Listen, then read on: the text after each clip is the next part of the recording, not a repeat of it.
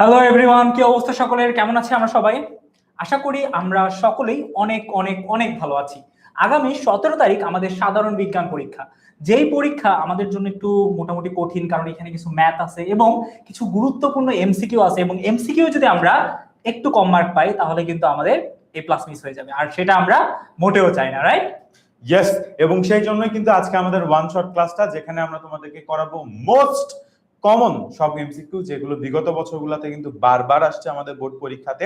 এবং এই এমসিকিউ গুলা করলে আমাদের বিশ্বাস যতগুলা টপিক আছে, টপিক সম্পর্কে তোমার একটা ক্লিয়ার ধারণা হয়ে যাবে, যার ফলে তোমার প্রিপারেশনটা কিন্তু আরো বেশি সলিড হয়ে যাবে, তুমি কিন্তু আরো ভালো প্রিপারেশন নিতে পারবে। তারপরও অবশ্যই ক্লাসের পর কিন্তু স্লাইডটা ডাউনলোড করে অবশ্যই সবগুলো এমসিকিউ পড়ে যাবা। তোমরা মেন বইটা ডেফিনেটলি, মানে পৃথিবী উল্টা যাক, মেন বই রিডিং করে যাইতে হবে, এক্ষেত্রে কোনো রকম কোনো কনসিডারেশন করার সুযোগ নাই।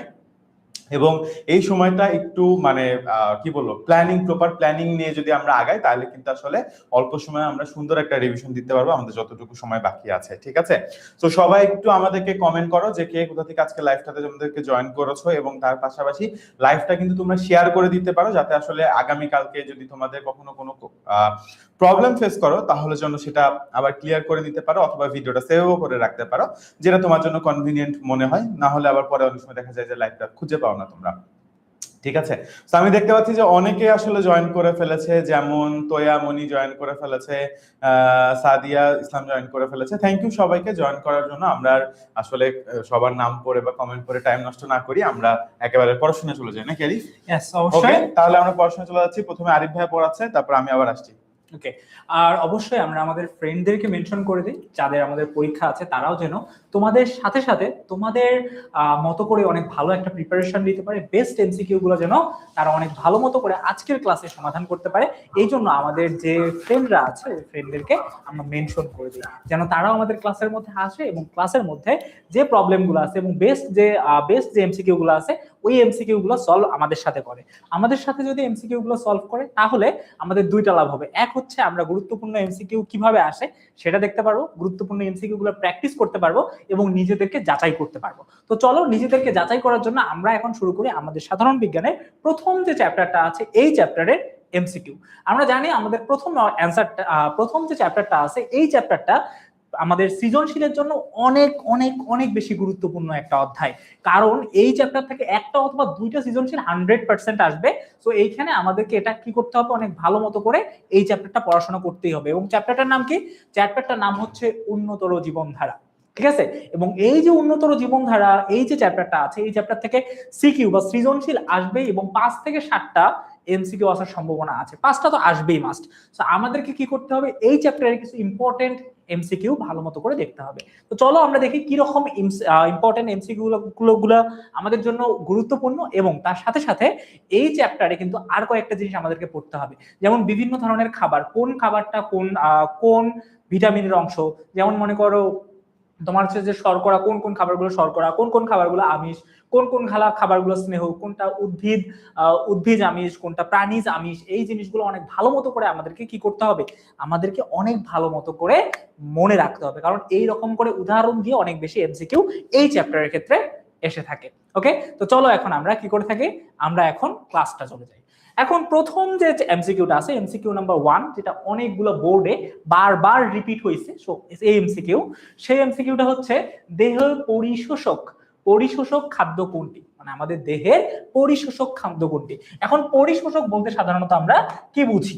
পরিশোষক বলতে সাধারণত আমরা বুঝি যে আমাদের দেহের কি বৃদ্ধি করা ও ক্ষয়পূরণ করা, এটাকে আমরা সাধারণত কি বুঝি, এটাকে আমরা পরিশোষক বুঝি। সো দেহ পরিশোষক খাদ্য কোনটি, মানে কোনটা আমাদের দেহের বৃদ্ধি করে এবং ক্ষয়পূরণ করে, এটা আমাদের সেক্ষেত্রে কারেক্ট অ্যান্সার আমাদের জন্য কোনটা হবে। তো তোমরা আমাকে একটু কমেন্টে জানিয়ে দাও যে আমাদের কারেক্ট অ্যান্সারটা কোনটা হবে। ওকে, তো তোমরা যারা যারা আমাকে সালাম দিচ্ছ তাদের সকলের জন্য ওয়ালাইকুম আসসালাম ওয়া রাহমাতুল্লাহি ওয়া বারাকাতুহু, তোমরা যারা আদাব দিচ্ছ তাদের জন্য আদাব। এখন আমরা সকলেই আমার সাথে সাথে আমরা এমসিকিউ প্র্যাকটিস গুলো করব, এবং এর সাথে সাথে আমরা এমসিকিউ গুলো অনেক ভালো মতো করে কি দেখার চেষ্টা করব। ঠিক আছে, তো চলো এই এমসিকিউটার অ্যান্সার আমরা যদি একটু দেখি। দেহ পরিশোষক খাদ্য কোনটি? আমরা জানি আমাদের দেহের পরিশোষক খাদ্য বা দেহের তোমার হচ্ছে যে বৃদ্ধি করে, আমাদের দেহ কি করে, দেহ বৃদ্ধি করে এবং ক্ষয়পূরণ করে এমন একটা জিনিস হচ্ছে আমিষ। তো আমরা কারেক্ট অ্যান্সার কি বলতে পারবো? আমরা কারেক্ট অ্যান্সার বলতে পারবো আমিষ। আমিষ কি করে? দেহের ক্ষয়পূরণ করে এবং হচ্ছে যে বৃদ্ধি সাধন করে। খনিজ লবণের কাজ কি? খনিজ লবণের কাজ হচ্ছে আমাদের দেহে ক্যালসিয়াম, ভিটামিন এবং বিভিন্ন ধরনের জিনিসগুলোকে অভাব পূর্ণ করা। তার মানে এটা কারেক্ট অ্যান্সার হবে না। পানি আমাদের দেহের তোমার হচ্ছে যে বিভিন্ন কাজে অংশগ্রহণ করে, বাট দেহের বৃদ্ধি কাজে অংশগ্রহণ করে না। এরপর ভিটামিন, বিভিন্ন ধরনের ভিটামিন আছে, এইটা না। তো আমাদের কারেক্ট অ্যান্সার কোনটা হবে? আমাদের কারেক্ট অ্যান্সার হবে আমিষ। সো আমিষ হচ্ছে আমাদের এখানে কারেক্ট অ্যান্সার। এর পরবর্তীতে যদি যাই, সেটা হচ্ছে শক্তির একক। একক বলতে শক্তিটাকে আমরা কিভাবে পরিমাপ করে থাকি? শক্তিটাকে আমরা সাধারণত কিভাবে পরিমাপ করে থাকি? যেমন দেখো, আমি যদি একটা ছোট্ট কাজ করি, আমি যদি বাজারে যাই, আমি গিয়ে বলি 1 কেজি আপেল দেন, 4টা ডিম দেন। তার মানে আপেল যখন আমরা কিনতে যাই, আপেলের তোমার হচ্ছে যে ওজন কতটা এটা আমরা নির্ধারণ করি, যে ওজন হচ্ছে 1 কেজি। ঠিক তেমন এই যে আমাদের হচ্ছে যে ভরের একক যেমন কেজি, ঠিক তেমন আমাদের হচ্ছে শক্তির এককটা কি? শক্তিটাকে আমরা কি দিয়ে পরিমাপ করি? শক্তিটাকে আমরা পরিমাপ করি সাধারণত কি দিয়ে? 2 এর এ নাম্বার। এ নাম্বার বলতে কি? ক্যালোরি। শক্তিটাকে আমরা কি দিয়ে পরিমাপ করি? ক্যালোরি দিয়ে পরিমাপ করি। আর শক্তিটাকে যখন আমরা পরিমাপ করব, তখন আমরা 3টা জিনিস মনে রাখবো। 1 নাম্বার একটা জিনিস, শক্তির তোমার হচ্ছে যে আমিষে শক্তি থাকে কত? আমিষে 1 গ্রাম আমিষে 4 কিলো ক্যালোরি শক্তি থাকে। কত কিলো ক্যালোরি? 4 কিলো ক্যালোরি শক্তি থাকে। কত? 4 কিলো ক্যালোরি শক্তি থাকে। আবার 2 নাম্বার আরেকটা জিনিস আমরা মনে রাখবো, শর্করায়ও ঠিক 4 কিলো ক্যালোরি পরিমাণ শক্তি থাকে। শর্করায়ও কতটুকু থাকে? 4 কিলো ক্যালোরি পরিমাণ তোমার হচ্ছে শক্তি থাকে। আর 3 নাম্বার যেটা হচ্ছে স্নেহ বা চর্বি যেটা আছে, সেইটাতে কত? 9 কিলো ক্যালোরি শক্তি থাকে। কত কিলো ক্যালোরি? 9 কিলো ক্যালোরি শক্তি থাকে। এইটা আমরা একটু ভালো মতো করে মনে রাখবো। এই 3টার মধ্যে যে কোনো একটা আসতে পারে, যে আমিষে কত কিলো ক্যালোরি থাকে, শর্করায় কত কিলো ক্যালোরি থাকে এবং স্নেহয় কত কিলো ক্যালোরি থাকে। এটা আমরা একটু ভালো মতো করে মুখস্থ এবং ঠোঁটস্থ করে রাখার চেষ্টা করব। ঠিক আছে? Got it? ওকে। সো এরপর দেখি কোন ভিটামিন রক্ত জমাট বাঁধায়। কোন ভিটামিনটা রক্ত জমাট বাঁধতে সাহায্য করে? এই প্রশ্নই সাধারণত জিজ্ঞেস করছে। সো কোন ভিটামিন সাধারণত রক্ত জমাট বাঁধতে সাহায্য করে? কোন ভিটামিনটা হবে? এর জন্য আমাদের কারেক্ট অ্যান্সার হবে কোনটা? Vitamin K. ভিটামিন কে সাধারণত আমাদের কি করতে সাহায্য করে? আমাদের রক্তটাকে অনেক সুন্দর মতো করে অনুচক্রিকার সাহায্যে রক্তটাকে জমাট বাঁধতে সাহায্য করে। সো কারেক্ট অ্যান্সার কোনটা হবে? কারেক্ট অ্যান্সার হবে ভিটামিন কে। কারেক্ট অ্যান্সার কোনটা? Vitamin K. এরপর আমাদের হচ্ছে মানে ভিটামিন, কোন ভিটামিন এটা না, ভিটামিনের নামই হচ্ছে ভিটামিন কে। ঠিক আছে? ওকে, আশা করি অল গুড। এখন চলে যাই আমরা তার পরবর্তী তোমার হচ্ছে যে এমসিকিউ। তার পরবর্তী এমসিকিউ বলা হচ্ছে vitamin B complex.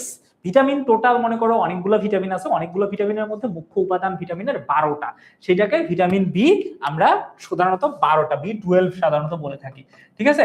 So vitamin B complex এটার সংখ্যায় কতটা আছে? এটার মোট কতটা সংখ্যায় ভিটামিন আছে? 8টি, 10টি, 9টি, 12টি? তো আমি তোমাদেরকে অলরেডি বললাম যে এটার সংখ্যা কত। ভিটামিন বি কয়টা? 12টা আছে। টোটাল কয়টা আছে? 12টা আছে। সো 3 এর কত অ্যান্সার হবে? 3 এর অ্যান্সার হবে 4 এর অ্যান্সার হবে ডি। সো 4 এর অ্যান্সার কোনটা? 4 এর অ্যান্সার ডি। ওকে, এর পরবর্তীতে চলে যাই। আমাদের কোনটি স্নায়ুতন্ত্রকে আক্রমণ করে মৃত্যু ঘটাতে পারে? তো আমরা বিভিন্ন ধরনের খাবার যখন খাই, ওই খাবার খাওয়ার পর, ঠিক আছে, ওই খাবারটা আমরা যখন খাই, খাবার খাওয়ার পর আমরা একটা জিনিস দেখি, খাবার যদি মনে করো বিষাক্ত হয় বা টক্সিক মানে বিষাক্ত হয়, তখন আমাদের দেহের মধ্যে কি হতে পারে? দেহের মৃত্যু পর্যন্ত ঘটতে পারে। যেমন বিষ পান, যদি কেউ বিষ খায় বা বিষ জাতীয় খাবার খায়, তাহলে তার মৃত্যু পর্যন্ত ঘটতে পারে। সো বিষের বাংলা কি? বিষের ইংরেজি কি? বিষের ইংরেজি হচ্ছে টক্সিক। বিষের ইংরেজি হচ্ছে টক্সিক, এবং টক্সিককে সাধারণত টক্সিকের হালকা যে ভার্সনটা আছে ওটাকে বলা হয় টক্সিন। খাবার প্রথমে টক্সিন হয়, তারপর টক্সিক হয়। তো আমরা বলতে পারি কোন স্নায়ুতন্ত্রকে আক্রমণ করে, মানে কোনটি স্নায়ুতন্ত্রকে আক্রমণ করে মৃত্যু ঘটাতে পারে, সেটার নাম হচ্ছে টক্সিন। সেটার নাম কি? সেটার নাম হচ্ছে টক্সিন। সো 5 এর বি কারেক্ট অ্যান্সার। ঠিক আছে? 5 এর বি। ওকে, এখন আমরা তার পরবর্তীতে চলে যাই। এর পরবর্তীটা হচ্ছে সেলুলোজ। সেলুলোজ হচ্ছে এমন এক ধরনের খাবার যেগুলো হচ্ছে যে সাধারণত সবুজ শাকসবজি, যেগুলো আঁশ আছে, আঁশ বা ফাইবার যুক্ত, উপরে বড় ছাল আছে, এগুলোকে আমরা কি বলি? সেলুলোজ জাতীয় খাবার বলি। তো সেলুলোজ জাতীয় খাবারটা সাধারণত কি রকম? অপাচ্য প্রকৃতির শর্করা, এটা মানে পচে না এমন এক ধরনের শর্করা। এরপর আঁশযুক্ত খাদ্য, মানে এটা খাবারের মধ্যে প্রচুর পরিমাণ আঁশ থাকে।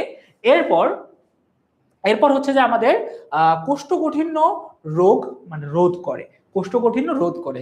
এটা কারেক্ট অ্যান্সার, যে হ্যাঁ এটা আমাদের জন্য ট্রু, এটাও আমাদের জন্য ট্রু।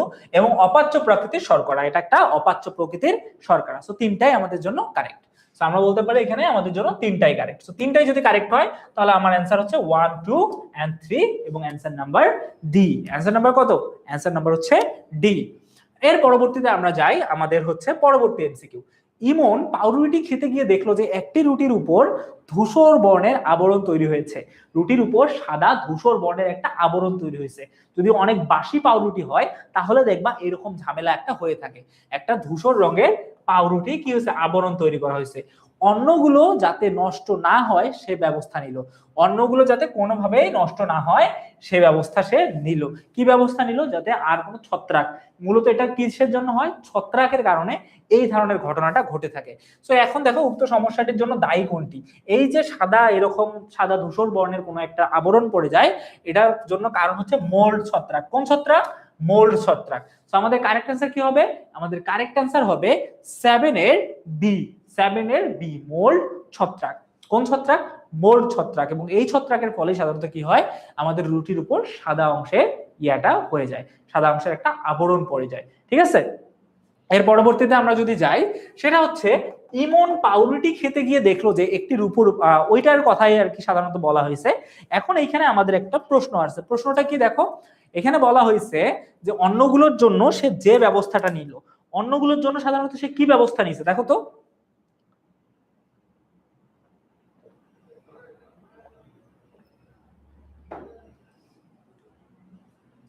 অন্নগুলোর জন্য সে সাধারণত কোন ব্যবস্থাটা নিছে দেখো। পরিবেশের আর্দ্রতা বৃদ্ধি, মানে পরিবেশে আর্দ্রতা বৃদ্ধি পারে মানে পরিবেশ একটু স্যাঁতস্যাঁতে হওয়া। ঠিক আছে, সো অবশ্যই আর্দ্রতাটা বা একটু ওর তাপটা কি করছে, তাপটা বৃদ্ধি করছে। সো এটা ঠিক আছে। সো এরপর আমরা জানি পানি ও উষ্ণতা বৃদ্ধি করছে এবং টক্সিন নামক বিষাক্ত উপাদান। ঠিক আছে, এই সমস্যাটা যেন না হয় তাহলে এই তিনটা কাজই সে, মানে তিনটা যে কাজ আছে তিনটা কাজই আমাদের এখানে অ্যাড করে দিছে। সো কারেক্ট অ্যান্সার কি? Correct answer 1 2 and 3। এই কাজটার জন্য যেহেতু আমাদের এইগুলা আর নষ্ট না হয়, এই উপাধিগুলো মানে এই সমস্যাগুলো আমাদেরকে সমাধান করতে হবে। এর পরবর্তীতে চলে যাই, নিচের কোনটি স্নেহ জাতীয়, নিচের কোনটিকে কোন খাবারটিকে স্নেহ জাতীয় খাদ্য বলা হয়? সো আই থিংক এখানে অন্য কোনো অপশন ছিল বাট ভুলেই কয়েকটা অপশন চলে আসছে। কোন খাদ্যকে স্নেহ জাতীয় খাদ্য বলা হয়? সো কারেক্ট অ্যান্সার আসলে স্নেহ। এটা একটু মনে হয় ভুলে যেটা চলে আসছে। যাই হোক, এর পরবর্তীতে যাই। ধান, গম, ভুট্টা এবং অন্যান্য দানা শস্যের প্রধান উৎস কি? আমরা বিভিন্ন ধরনের আমরা খাবার পড়ছি না, 6 প্রকার আমরা খাবার পড়েছি। কি কি? 6 প্রকার। একটা হচ্ছে আমিষ, একটা শর্করা, একটা ভিটামিন, আমিষ, শর্করা, স্নেহ, ভিটামিন, খনিজ, পানি। এই 6 ধরনের পদার্থ, এই 6 ধরনের উপাদান আমরা পড়ছি। এই 6 ধরনের উপাদানের মধ্যে এক ধরনের উপাদান হচ্ছে যেগুলো আমরা সকালে খেয়ে থাকি, যেমন শর্করা জাতীয় খাবার, যা আমাদের দেহে তাপ বৃদ্ধি করে এবং আমাদের দেহে কি করে, আমাদের দেহে শক্তি উৎপাদন করে। এই ধরনের খাবার হচ্ছে ধান, গম, ভুট্টা এবং বিভিন্ন ধরনের শস্য দানা। এবং এগুলো সাধারণত কি জাতীয় খাদ্য? এগুলো এক ধরনের শ্বেতসার জাতীয় খাদ্য। এগুলো কি জাতীয় খাদ্য? এগুলো এক ধরনের শ্বেতসার জাতীয় খাদ্য। তো আমরা এটার কারেক্ট অ্যান্সার কি বলবো? এটার কারেক্ট অ্যান্সার হচ্ছে শ্বেতসার। তো আমরা এই যে আমিষের শর্করার আমরা বিভিন্ন ধরনের শ্বেতসার, সেলুলোজ, গ্লুকোজ, হ্যাঁ, এই যে বিভিন্ন ধরনের পড়াশোনাগুলো আছে, এই পড়াশোনাগুলো একটু ভালো মতো করে পড়ার চেষ্টা করবো, কারণ এখান থেকে আমাদের এমসিকিউ শিওর আসবে। এরপর দেখো, রাইবোফ্লাভিন ও নিয়াসিন উভয়ই পাওয়া যায় কোথায়? আমরা জানি এই দুটো সাধারণত কোনো একটা পশু, পাখি, হ্যাঁ, বা বিভিন্ন ধরনের পশু পাখির কোথায় পাওয়া যায়? যকৃতের মধ্যে পাওয়া যায়। তো আমরা বলতে পারি তোমার হচ্ছে রাইবোফ্লাভিন এবং নিয়াসিন উভয়ে পাওয়া যায় কোন ধরনের পশু এবং প্রাণীর কোথায়? যকৃতের মধ্যে। কোথায় পাওয়া যায়? পশু এবং প্রাণীর যকৃতের মধ্যে সাধারণত পাওয়া যায়।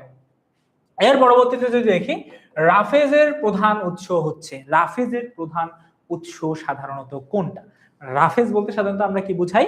রাফেজ যত সাধারণত বোঝাই আমরা বিভিন্ন ধরনের সবুজ শাকসবজি, আঁশ জাতীয় শাকসবজি, সেলুলোজ জাতীয় খাবার। তো এইখানে আমরা যদি একটু দেখি যে রাফেজের প্রধান উৎস কোনটি? শাকসবজি, ইয়েস, হ্যাঁ। তারপরে হচ্ছে যে আমাদের আলু, আলুও একটা এক ধরনের রাফেজ, এবং ডাল। ডাল আসলে রাফেজ না, কারণ ডাল হচ্ছে একটা আমিষ জাতীয় খাবার, রাইট? ডাল একটা মসুর ডাল বা এই ধরনের যে ডালগুলো আছে, ডালগুলো একটু আমিষ জাতীয় খাবার। সো আমরা বলতে পারি 1 ও 2 এগুলো হচ্ছে রাফেজ জাতীয় খাবার, রাফেজ জাতীয় খাবার, রাইট? কারণ শাকসবজি এবং আলু এগুলো হচ্ছে রাফেজ জাতীয় খাবার, সবুজ শাকসবজি এবং আলু, বিশেষ করে মানে যেগুলো শাকসবজি আছে এগুলোকেই সাধারণত বেশিরভাগ ক্ষেত্রে আমরা রাফেজ জাতীয় খাবার বলতে পারি। এরপর বা যেগুলো ছাল জাতীয় খাবার, যেগুলো আমরা ছাল ছিলাই, যে খাবারগুলো আমরা সাধারণত খেয়ে থাকি। সো এখন দেখো কোনটি খাদ্যের মুখ্য উপাদান, কোনটা খাদ্যের জন্য একদম মুখ্য উপাদান। সো খাবারের মধ্যে টোটাল 6টা উপাদান আছে, যার মধ্যে 3টা হচ্ছে মুখ্য উপাদান আর 3টা হচ্ছে গৌণ উপাদান বা হচ্ছে যে সহায়ক উপাদান, ঠিক আছে? সো মুখ্য উপাদান বা প্রধান উপাদান 3টা, কি কি? আমিষ, শর্করা, স্নেহ, এই 3টা হচ্ছে খাবারের জন্য একদম মুখ্য উপাদান। আর 3টা হচ্ছে সহায়ক উপাদান, ঠিক আছে? সেই 3টা কি কি? একটা হচ্ছে ভিটামিন বা খনিজ পদার্থ, একটা হচ্ছে যে পানি, আর একটা হচ্ছে আমাদের তোমার হচ্ছে খনিজ লবণ, আরেকটা কি? খনিজ লবণ, এই 3টা। সো কোনটি মুখ্য উপাদান? এখানে দেখো পানি সেকেন্ডারি, এটা কারেক্ট অ্যান্সার না, ভিটামিনও না, খনিজ লবণও না। সো আমিষ, আমিষ হচ্ছে আমাদের একজন মুখ্য উপাদান। আমিষ, স্নেহ, শর্করা, এই 3টাই মুখ্য উপাদান, ঠিক আছে? আচ্ছা, সো এর পরবর্তীতে দেখি কোনটি দেহ গঠনমূলক খাদ্য, মানে কোনটি দেহের জন্য গঠনমূলক খাদ্য, মানে কোনটা দেহটাকে কি গঠন করে। সো আমরা জানি আমাদের দেহের বৃদ্ধি এবং ক্ষয়পূরণের কাজকার আমিষের। সো এখানে কোনটা আমিষ জাতীয় খাবার? আলু, তেল, ডিম, গাজর, অবশ্যই ডিম একটা আমাদের আমিষ জাতীয় খাবার, ঠিক আছে? সো কারেক্ট অ্যান্সার কোনটা হবে? কারেক্ট অ্যান্সার হবে ঘোড়ার ডিম, ওকে, ডিম, ওকে।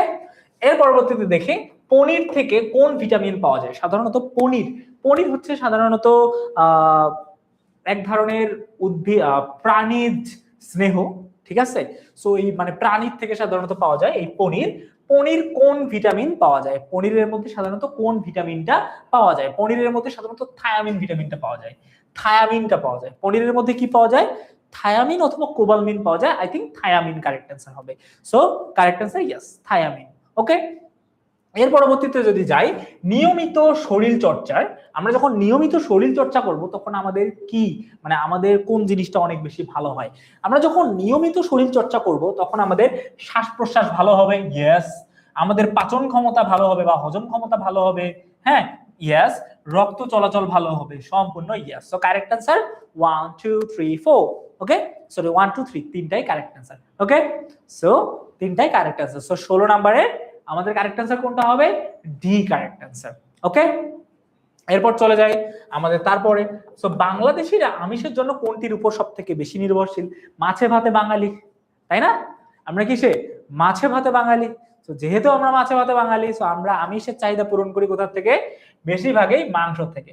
মনে করো যেমন মিডল ইস্টে যারা থাকে তারা মাংস থেকে, হ্যাঁ। তারপরে হচ্ছে যে মনে করো বাইরের যে দেশগুলো আছে, হ্যাঁ, যেমন হচ্ছে ভারত, ওগুলো ডাল থেকে আমিষের চাহিদা পূরণ করে, হ্যাঁ। ফলমূল থেকে আমিষের চাহিদা পূরণ করে অন্যান্য দেশের লোকেরা, বাট আমরা আমিষের চাহিদা পূরণ করি বেশিরভাগ মাছ দিয়ে, ঠিক আছে? তো আমাদের কারেক্ট অ্যান্সার কোনটা হবে? কারেক্ট অ্যান্সার 16 এ, মাছে ভাতে বাঙালি। আমাদের বেশিরভাগ আমিষের চাহিদা পূরণ করে মাছ, ওকে। এরপর আমাদের কোন ভিটামিন সূর্যালোকের সহায়তায় মানুষের ত্বকে শোষিত হয়, তোমার হচ্ছে যে সংশ্লেষিত হয়? তো সাধারণত সূর্যের কথা যখনই আসবে তখন আমাদের ভিটামিন নাম্বার কি আসে? Vitamin D. কারণ সূর্যের আলোতে একটাই ভিটামিন থাকে, যে ভিটামিনের নাম হচ্ছে vitamin D. So correct answer কোনটা হবে? কারেক্ট অ্যান্সার হবে ভিটামিন ডি, ওকে। এই পর্যন্ত আমাদের আশা করি সবকটাই হয়ে গেছে। সো এখন চলে যাই আমাদের তার পরবর্তীতে রাতুলের ওজন। এখন চলে আসি এইরকম একটা এমসিকিউ আমাদের সব থেকে বেশি গুরুত্বপূর্ণ। যদি এমসিকিউ এ নাও এসে থাকে, এমসিকিউ এ যদি নাও এসে থাকে তাহলে এরকম আমাদের গ নাম্বার এবং ঘ নাম্বারে এই বিএমআই নিয়ে আমাদের একটা ছোট্ট প্রশ্ন অবশ্যই আসবে। সো বিএমআই এর যদি প্রশ্ন আসে অবশ্যই আমাদেরকে প্রশ্নের উত্তর দিতে হবে। তো আমরা বিএমআই এর একটা সাধারণত সূত্র জানি। আমরা জানি আমাদের বিএমআই ইকুয়াল টু দেহের কি? আমাদের দেহের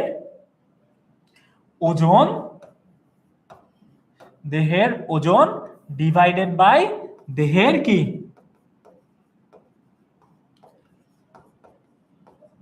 দেহের উচ্চতা স্কয়ার, ঠিক আছে? দেহের ওজন বাই দেহের উচ্চতা স্কয়ার, ঠিক আছে? এরকম করে আমরা কি নির্ণয় করব? এইরকম করে আমরা সাধারণত বিএমআই নির্ণয় করব। সো এই হচ্ছে আমাদের বিএমআই এর সূত্র। এই প্রশ্ন যদি আমাদের এইখানে নাও আসে, ঠিক আছে, মানে আমাদের যদি এমসিকিউ এ না আসে তাহলে সিকিউ এ আসবে, সিকিউ এ না আসলে এমসিকিউ আসবে। সো মোস্ট ইম্পর্টেন্ট এটা। সো দেখো আমাদের এখন দেহের ওজন যদি আমরা একটু ধরি, এখানে দেহের ওজন কত?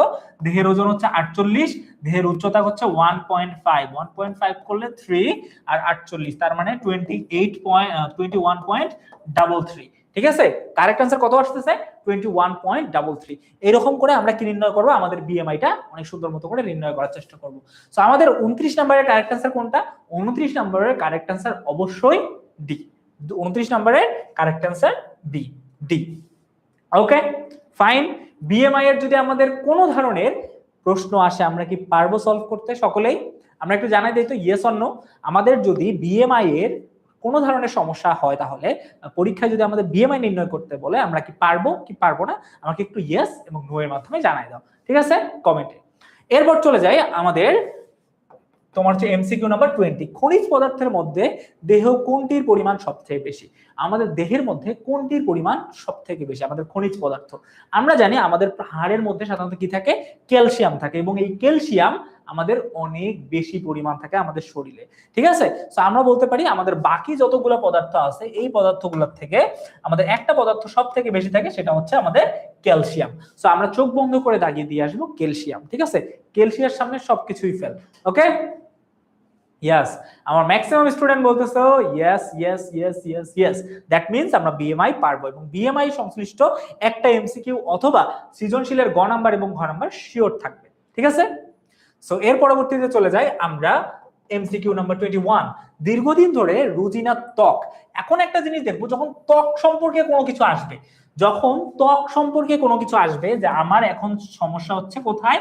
ত্বকে। আর যখন দেখবা যে ত্বকে কোথাও কোনো সমস্যা হচ্ছে, তার মানে তোমরা একটা জিনিস ভাববা যে এটা স্নেহ জাতীয় খাবারের সমস্যা। যদি স্নেহ জাতীয় খাবার কম থাকে তাহলে ত্বক কি হবে? ত্বক শুষ্ক হবে, ত্বক রুক্ষ হবে, ত্বক ফেটে যাবে, ত্বকের মধ্যে বিভিন্ন ধরনের সমস্যা হবে। তো আমরা যদি ত্বক খসখসে হয়ে যায়, তারপরে লাবণ্যতা কম হয়, হ্যাঁ, তারপরে দেহে মানে ত্বক ফেটে যায়, এগুলার একমাত্র কারণটা কি হতে পারে? এটার একমাত্র কারণ হতে পারে স্নেহ জাতীয় খাবার, স্নেহ বা চর্বি জাতীয় খাবার, ঠিক আছে। এই জন্য আমরা সাধারণত কি করি? আমরা সাধারণত আমাদের কারেক্ট आंसर হচ্ছে স্নেহ। যেমন মনে করো তুমি ত্বক যখন শুষ্ক হয়ে যায় তুমি তখন কি দাও? তখন তুমি তেল দাও না? তেল কোন জাতীয়? তেল হচ্ছে স্নেহ জাতীয় খাবার, ঠিক আছে। তো আমরা কারেক্ট आंसर কি দিব? আমাদের ত্বকের জন্য ত্বক যেখানে লেখা দেখবা সেখানেই आंसर হবে স্নেহ, ঠিক আছে। ওয়েল ডান, বুঝতে পারছি আমরা। ওকে, এর পরবর্তীতে চলে যাই। দীর্ঘদিন ধরে রোজিনার ত্বক খসখসে, এটার কারণটা কি হতে পারে? মানে যদি এটা হয় তাহলে আমাদেরকে অবশ্যই স্নেহ খাইতে হবে। তার মানে নিচের কোনটা স্নেহ জাতীয় খাবার? অবশ্যই মাখন স্নেহ জাতীয় খাবার, ঠিক আছে। ডাল, ডাল তো আমিষ জাতীয় খাবার, সো এটা কারেক্ট आंसर হবে না। এরপর আমরা বলতে পারি কাজু বাদাম, এর মধ্যেও স্নেহ জাতীয় খাবার থাকে। সো আমাদের কারেক্ট आंसर কোনটা হবে? অলমোস্ট উই নো 1 এবং 3 নাম্বার আমাদের কারেক্ট आंसर। সো 1 এবং 3 নাম্বার, ওকে, 1 এবং 3 নাম্বার অর্থাৎ বি আমাদের কারেক্ট आंसर। ওকে, আচ্ছা, ঠিক আছে। এখন চলে যাই তার পরবর্তী এমসিকিউ এ। সেটা হচ্ছে খাদ্যের উপাদান কয়টি? খাদ্যের টোটাল উপাদান কতটি সেটা আমরা একটু দেখব। সো খাদ্যের আমরা দেখছি তিনটা, মানে এর আগে আমি তোমাদের বলছিলাম তিনটা মুখ্য উপাদান, তিনটা গৌণ উপাদান। সো তিনটা কয়টা হয়ে যায়? তিনটা আরিফ ভাইয়ের মাথা তথা 6টা হয়ে যায়, ঠিক আছে। সো কারেক্ট आंसर কোনটা? কারেক্ট आंसर হচ্ছে 6। কারেক্ট आंसर কোনটা? কারেক্ট आंसर হচ্ছে 6টা। তিনটা কি? তিনটা মুখ্য, তিনটা গৌণ। তিনটা মুখ্য কি কি? আমিষ, শর্করা, স্নেহ। আর তিনটা গৌণ কি কি? খনিজ লবণ, ভিটামিন, খনিজ লবণ, পানি, এই 6টা, ঠিক আছে। সো 1 2 3 4 5 6, এই 6টা, ঠিক আছে। সো আমাদেরকে অনেক অনেক অনেক ভালো মতো করে এই জিনিসটা একটু মনে রাখতে হবে। Got it? All clear? আচ্ছা, এরপরে চলে যায় আমাদের পরবর্তী। সেটা হচ্ছে নিচের কোনটি আঁশ জাতীয় খাদ্য? মানে আঁশ জাতীয় খাদ্য আমাদের সাধারণত কোনটি? সো আমরা রাফেজ জাতীয় যে খাবারগুলো আছে এগুলোকে সাধারণত আঁশ জাতীয় খাবার আমরা বলতে পারি। সো এটার ক্ষেত্রে আমাদের কারেক্ট आंसर কোনটা হবে? কারেক্ট आंसर হচ্ছে সেলুলোজ। সেলুলোজ হচ্ছে আমাদের আঁশ জাতীয় খাবার, ঠিক আছে। যে খাবারের মধ্যে আঁশ থাকে প্রচুর সেই খাবারকে আমরা সেলুলোজ বলে থাকি। সো আমাদের সেলুলোজ কোনটা? সেলুলোজ হচ্ছে আমাদের আঁশ জাতীয় খাবার, সেটাকে আমরা সেলুলোজ বলে থাকি। ওকে, ঠিক আছে। এখন আমরা চলে যাই তার পরবর্তী এমসিকিউ এ। তার মানে তোমার হচ্ছে যে সুস্থ মানবিক বিকাশের জন্য কোনটি প্রয়োজন? সুস্থ মানবিক বিকাশের জন্য সাধারণত কোনটির প্রয়োজন? ভিটামিন, শর্করা, প্রোটিন, লিপিড। সুস্থ মানসিক বিকাশের জন্য সাধারণত কোনটি প্রয়োজন? আমাদের মানসিকভাবে বেড়ে ওঠার জন্য অবশ্যই কিসের প্রয়োজন? অনেক ভালো প্রোটিন, শারীরিক এবং মানসিক দুইটার জন্যই, ঠিক আছে, আমাদের বেড়ে ওঠার জন্য আমাদের প্রোটিনের অনেক বেশি প্রয়োজন। এর পরবর্তীতে দেখি তোমার হচ্ছে যে জেরোফথ্যালমিয়া, ঠিক আছে, জেরোফথ্যালমিয়া তোমার হচ্ছে যে কিসের অভাবজনিত রোগ? জেরোফথ্যালমিয়া কিসের অভাবজনিত রোগ? সো জেরোফথ্যালমিয়া সাধারণত ভিটামিন এ এর অভাবজনিত রোগ, রাইট। এরপর তোমরা আরো কয়েকটা পড়বা, থায়ামিন কোন অভাবজনিত রোগের ফলে হয়ে থাকে, মানে কোন ভিটামিনের অভাবে কোন রোগটা হয়, এগুলা বইয়ে অনেক সুন্দর মতো করে দেয়া আছে, তোমরা অনেক ভালো মতো করে পড়বা। এগুলোর থেকে একটা এমসিকিউ আসার সম্ভাবনা অনেক বেশি। কি সেটা হচ্ছে কোন ভিটামিনের অভাবে কোন রোগগুলো হয়ে থাকে, যেমন তোমার হচ্ছে যে রিকেটস রোগ কিসের কারণে হয়, রিকেটস রোগ কিসের কারণে হয়, তারপরে হচ্ছে যে মনে করো রাতকানা ভিটামিন এ এর অভাব, মানে জিরাফথেরিয়া, তোমার হচ্ছে যে কি জেরোফথ্যালমিয়া হয়, তারপরে হচ্ছে যে আরো কি হয়, রাতকানা রোগ হয়। তো কোন ভিটামিনের অভাবে কোন রোগটা হয়ে থাকে এটা কিন্তু মাস্ট তোমরা সকলেই ক্লাসের শেষেই পড়বা, কেমন? এর পরবর্তীতে আমরা যদি একটু দেখি, নিচের কোনটি সেলুলোজের উৎস? সেলুলোজ বলতে সাধারণত আমরা কি বুঝি? এখানে দেখো আখ, চিনি ক্যান্ডি, চিনি আর সবজি, সেলুলোজ। সো আমাদের যেহেতু আঁশ জাতীয় খাবার, আঁশ জাতীয় খাবার কোনটা? আঁশ জাতীয় খাবার সবজি। এখানে আখ হচ্ছে যে সাধারণত আমাদের কি, এগুলা সব শর্করা জাতীয় খাবার, ওকে। সো আমাদের কারেক্ট অ্যান্সার কোনটা? সবজি। এরপর দেখো, একজনের দেহের ওজন 80 কেজি এবং উচ্চতা 1.8। একজনের দেহের উচ্চতা কত? উচ্চতা হচ্ছে 80 এবং তোমার উচ্চতা হচ্ছে 1.8 এবং তোমার হচ্ছে ওজন হচ্ছে 80 কেজি। বিএমআই নির্ণয় করব। বিএমআই কিভাবে নির্ণয় করব? বিএমআই আমরা কিভাবে নির্ণয় করব বলো তো? আমরা বিএমআই নির্ণয় করব অনেক সহজ উপায়। সেটা হচ্ছে আমরা জানি বিএমআই ইকুয়াল টু, আমরা কি জানি? বিএমআই ইকুয়াল টু আরিফ ভাইয়ার ওজন, ঠিক আছে, আরিফ ভাইয়ার ওজন কত? 80 কেজি, আর আরিফ ভাইয়ের উচ্চতা কত? 1.8 মিটার স্কয়ার। এটা যখন আমরা নির্ণয় করব তখন আমাদের কি হবে? তখন আমাদের বিএমআইটা চলে আসবে, এবং তখন আমাদের বিএমআই কত চলে আসলো? এটা যদি আমরা ক্যালকুলেট করি আসবে 24.7। সো ক্যালকুলেট করলে, এতটুকু ক্যালকুলেট করলে আমাদের কত আসতেছে? 24.7। সো আমাদের কারেক্ট অ্যান্সার কোনটা? Correct answer 24.7। Got it? বুঝতে পারছি আমরা সকলেই? বুঝতে পারছে? আশা করি আমরা বুঝতে পারছি। তো এর পরবর্তীটা যদি আমরা একটু দেখি, সেটা হচ্ছে কোনটি প্রাণিজ স্নেহ? প্রতিটা খাবারকে সাধারণত আমরা দুইটা ভাগে ভাগ করতে পারি। প্রতিটা খাবারের উপাদানকে আমরা দুইটা ভাগে ভাগ করতে পারি, একটা হচ্ছে প্রাণিজ আর একটা হচ্ছে উদ্ভিজ্জ। প্রাণিজ বলতে কি যেগুলো প্রাণীর শরীর থেকে পাওয়া যায় বা প্রাণীর থেকে পাওয়া যায়, আর উদ্ভিজ্জ বলতে যেটা উদ্ভিদ থেকে পাওয়া যায়, যেমন গাছের ফল। গাছের ফল হচ্ছে যে কি জাতীয়? গাছের ফল সাধারণত উদ্ভিদ। এরপর মনে করো দুধ। দুধ কিসের থেকে পাই আমরা? একটা গরুর থেকে পাই। গরু কি? গরু একটা প্রাণী। সো যে খাবারগুলো আমরা গরুর থেকে পাই এগুলোকে বলা হয় প্রাণীজ, এবং খাবার যদি আমিষ হয় তাহলে প্রাণীজ আমিষ, আর যদি ওই খাবারটা আমরা কিসের থেকে পাই? উদ্ভিদের থেকে পাই, তাহলে সেটাকে আমরা বলবো উদ্ভিজ্জ। ঠিক আছে, ওকে, আচ্ছা, দ্যাটস গ্রেট। সো নিচের কোনটি প্রাণীর স্নেহ? সো প্রাণীর থেকে পাওয়া যায় এমন স্নেহের কথা বলছে। সো মাছ, মাছ তো স্নেহই না, রাইট? মাছ স্নেহই না, কারেক্ট আনসার না। তারপরে হচ্ছে যে আমরা যদি দেখি তোমার হচ্ছে পনির। পনির সাধারণত কোথা থেকে পাওয়া যায়? পনির সাধারণত মনে হয় দুধ থেকে তৈরি করে থাকে। আচ্ছা, যাই হোক, নারিকেল, নারিকেলও তো প্রাণীজ না, নারিকেলও তো কি প্রাণী না, নারিকেল গাছও তো আর প্রাণী না, তাই না? সো ওটাও একটা উদ্ভিদ। তিসি, তিসিও একটা উদ্ভিদ। তার মানে আমাদের কারেক্ট আনসার, আমরা চোখ বন্ধ করে, মানে তিসি কিন্তু একটা গাছ যেখান থেকে তিল হয়, ঠিক আছে? সো এই যে আমাদের তিসি আছে, এই তিসিটাও কারেক্ট আনসার না। সো কারেক্ট আনসার কি হবে? কারেক্ট আনসার হবে আমাদের পনির। পনির সাধারণত হয়তো বা দুধ থেকে বানায়, বাট আমি সঠিক জানি না। সো কারেক্ট আনসার এখানে যেহেতু কোনোটাই নেই, কারেক্ট আনসার হবে কোনটা? পনির। ওকে, এভরিথিং গুড? ঠিক আছে। সো এর পরবর্তীতে যাই, কোনটি শক্তি উৎপাদনকারী খাদ্য? কোন খাবারটা অনেক বেশি শক্তি উৎপাদন করে? শক্তি কোন খাবার উৎপাদন করে? স্নেহ জাতীয় খাবার উৎপাদন করে, ঠিক আছে? কোন জাতীয় খাবার? মানে আমাদের সাধারণত শক্তি কে উৎপাদন করে? শক্তি উৎপাদনকারী খাদ্য কোনটা? শক্তি উৎপাদনকারী খাদ্য হচ্ছে যে আমাদের চিনি, ঠিক আছে, শর্করা জাতীয় খাদ্য। এবং শর্করা জাতীয় খাদ্য কোনটা? পনির। তোমার হচ্ছে যে চর্বি জাতীয় খাদ্য। পনির কি চর্বি জাতীয় খাদ্য? ডাল আমিষ, ডিম আমিষ। যেহেতু বলা হয়েছে এখানে শক্তি উৎপাদনকারী, তার মানে আমাদের শর্করা। শর্করা কোনটা? শর্করা হচ্ছে চিনি, ঠিক আছে? আমরা এরকম করে হিসাব করে অনেক সুন্দর মতো করে অ্যান্সার দিয়ে দেব। বুঝতে পারছি আমরা সকলেই। সো এইরকম করে 1 নাম্বার চ্যাপ্টারে আমরা আর কি কি পড়বো। 1 নাম্বার চ্যাপ্টারে কোনগুলা হচ্ছে যে কোন ভিটামিনের বা ভিটামিন B12 এর কোন খাবারের অভাবে কোন রোগটা হয়ে থাকে, তারপরে কোন খাবারের উদাহরণ কি কি, ঠিক আছে, প্রাণীজ আমিষ কোনগুলা, উদ্ভিজ আমিষ কোনগুলা, এগুলোর উদাহরণগুলো আমরা ভালো মতো করে পড়বো। দেন আমরা কি করতে পারবো, দেন আমরা অনেক ভালো মতো করে আশা করি আমাদের অনেক সুন্দর মতো করে অ্যান্সার দিতে পারবো। তো যেহেতু আজকে আমাদের ক্লাসটা খুব বড় একটা ক্লাস হবে না, তো এই ক্লাসে তো আমি চাইলেও তোমাদের পুরা চ্যাপ্টারের এমসিকিউ সলভ করে দিতে পারবো না, তাই না? আমি কি আর 10-15 ঘন্টার একটা ক্লাস আজকে নিতে পারবো না? এটা তোমাদের জন্য খারাপ, আমার জন্য খারাপ।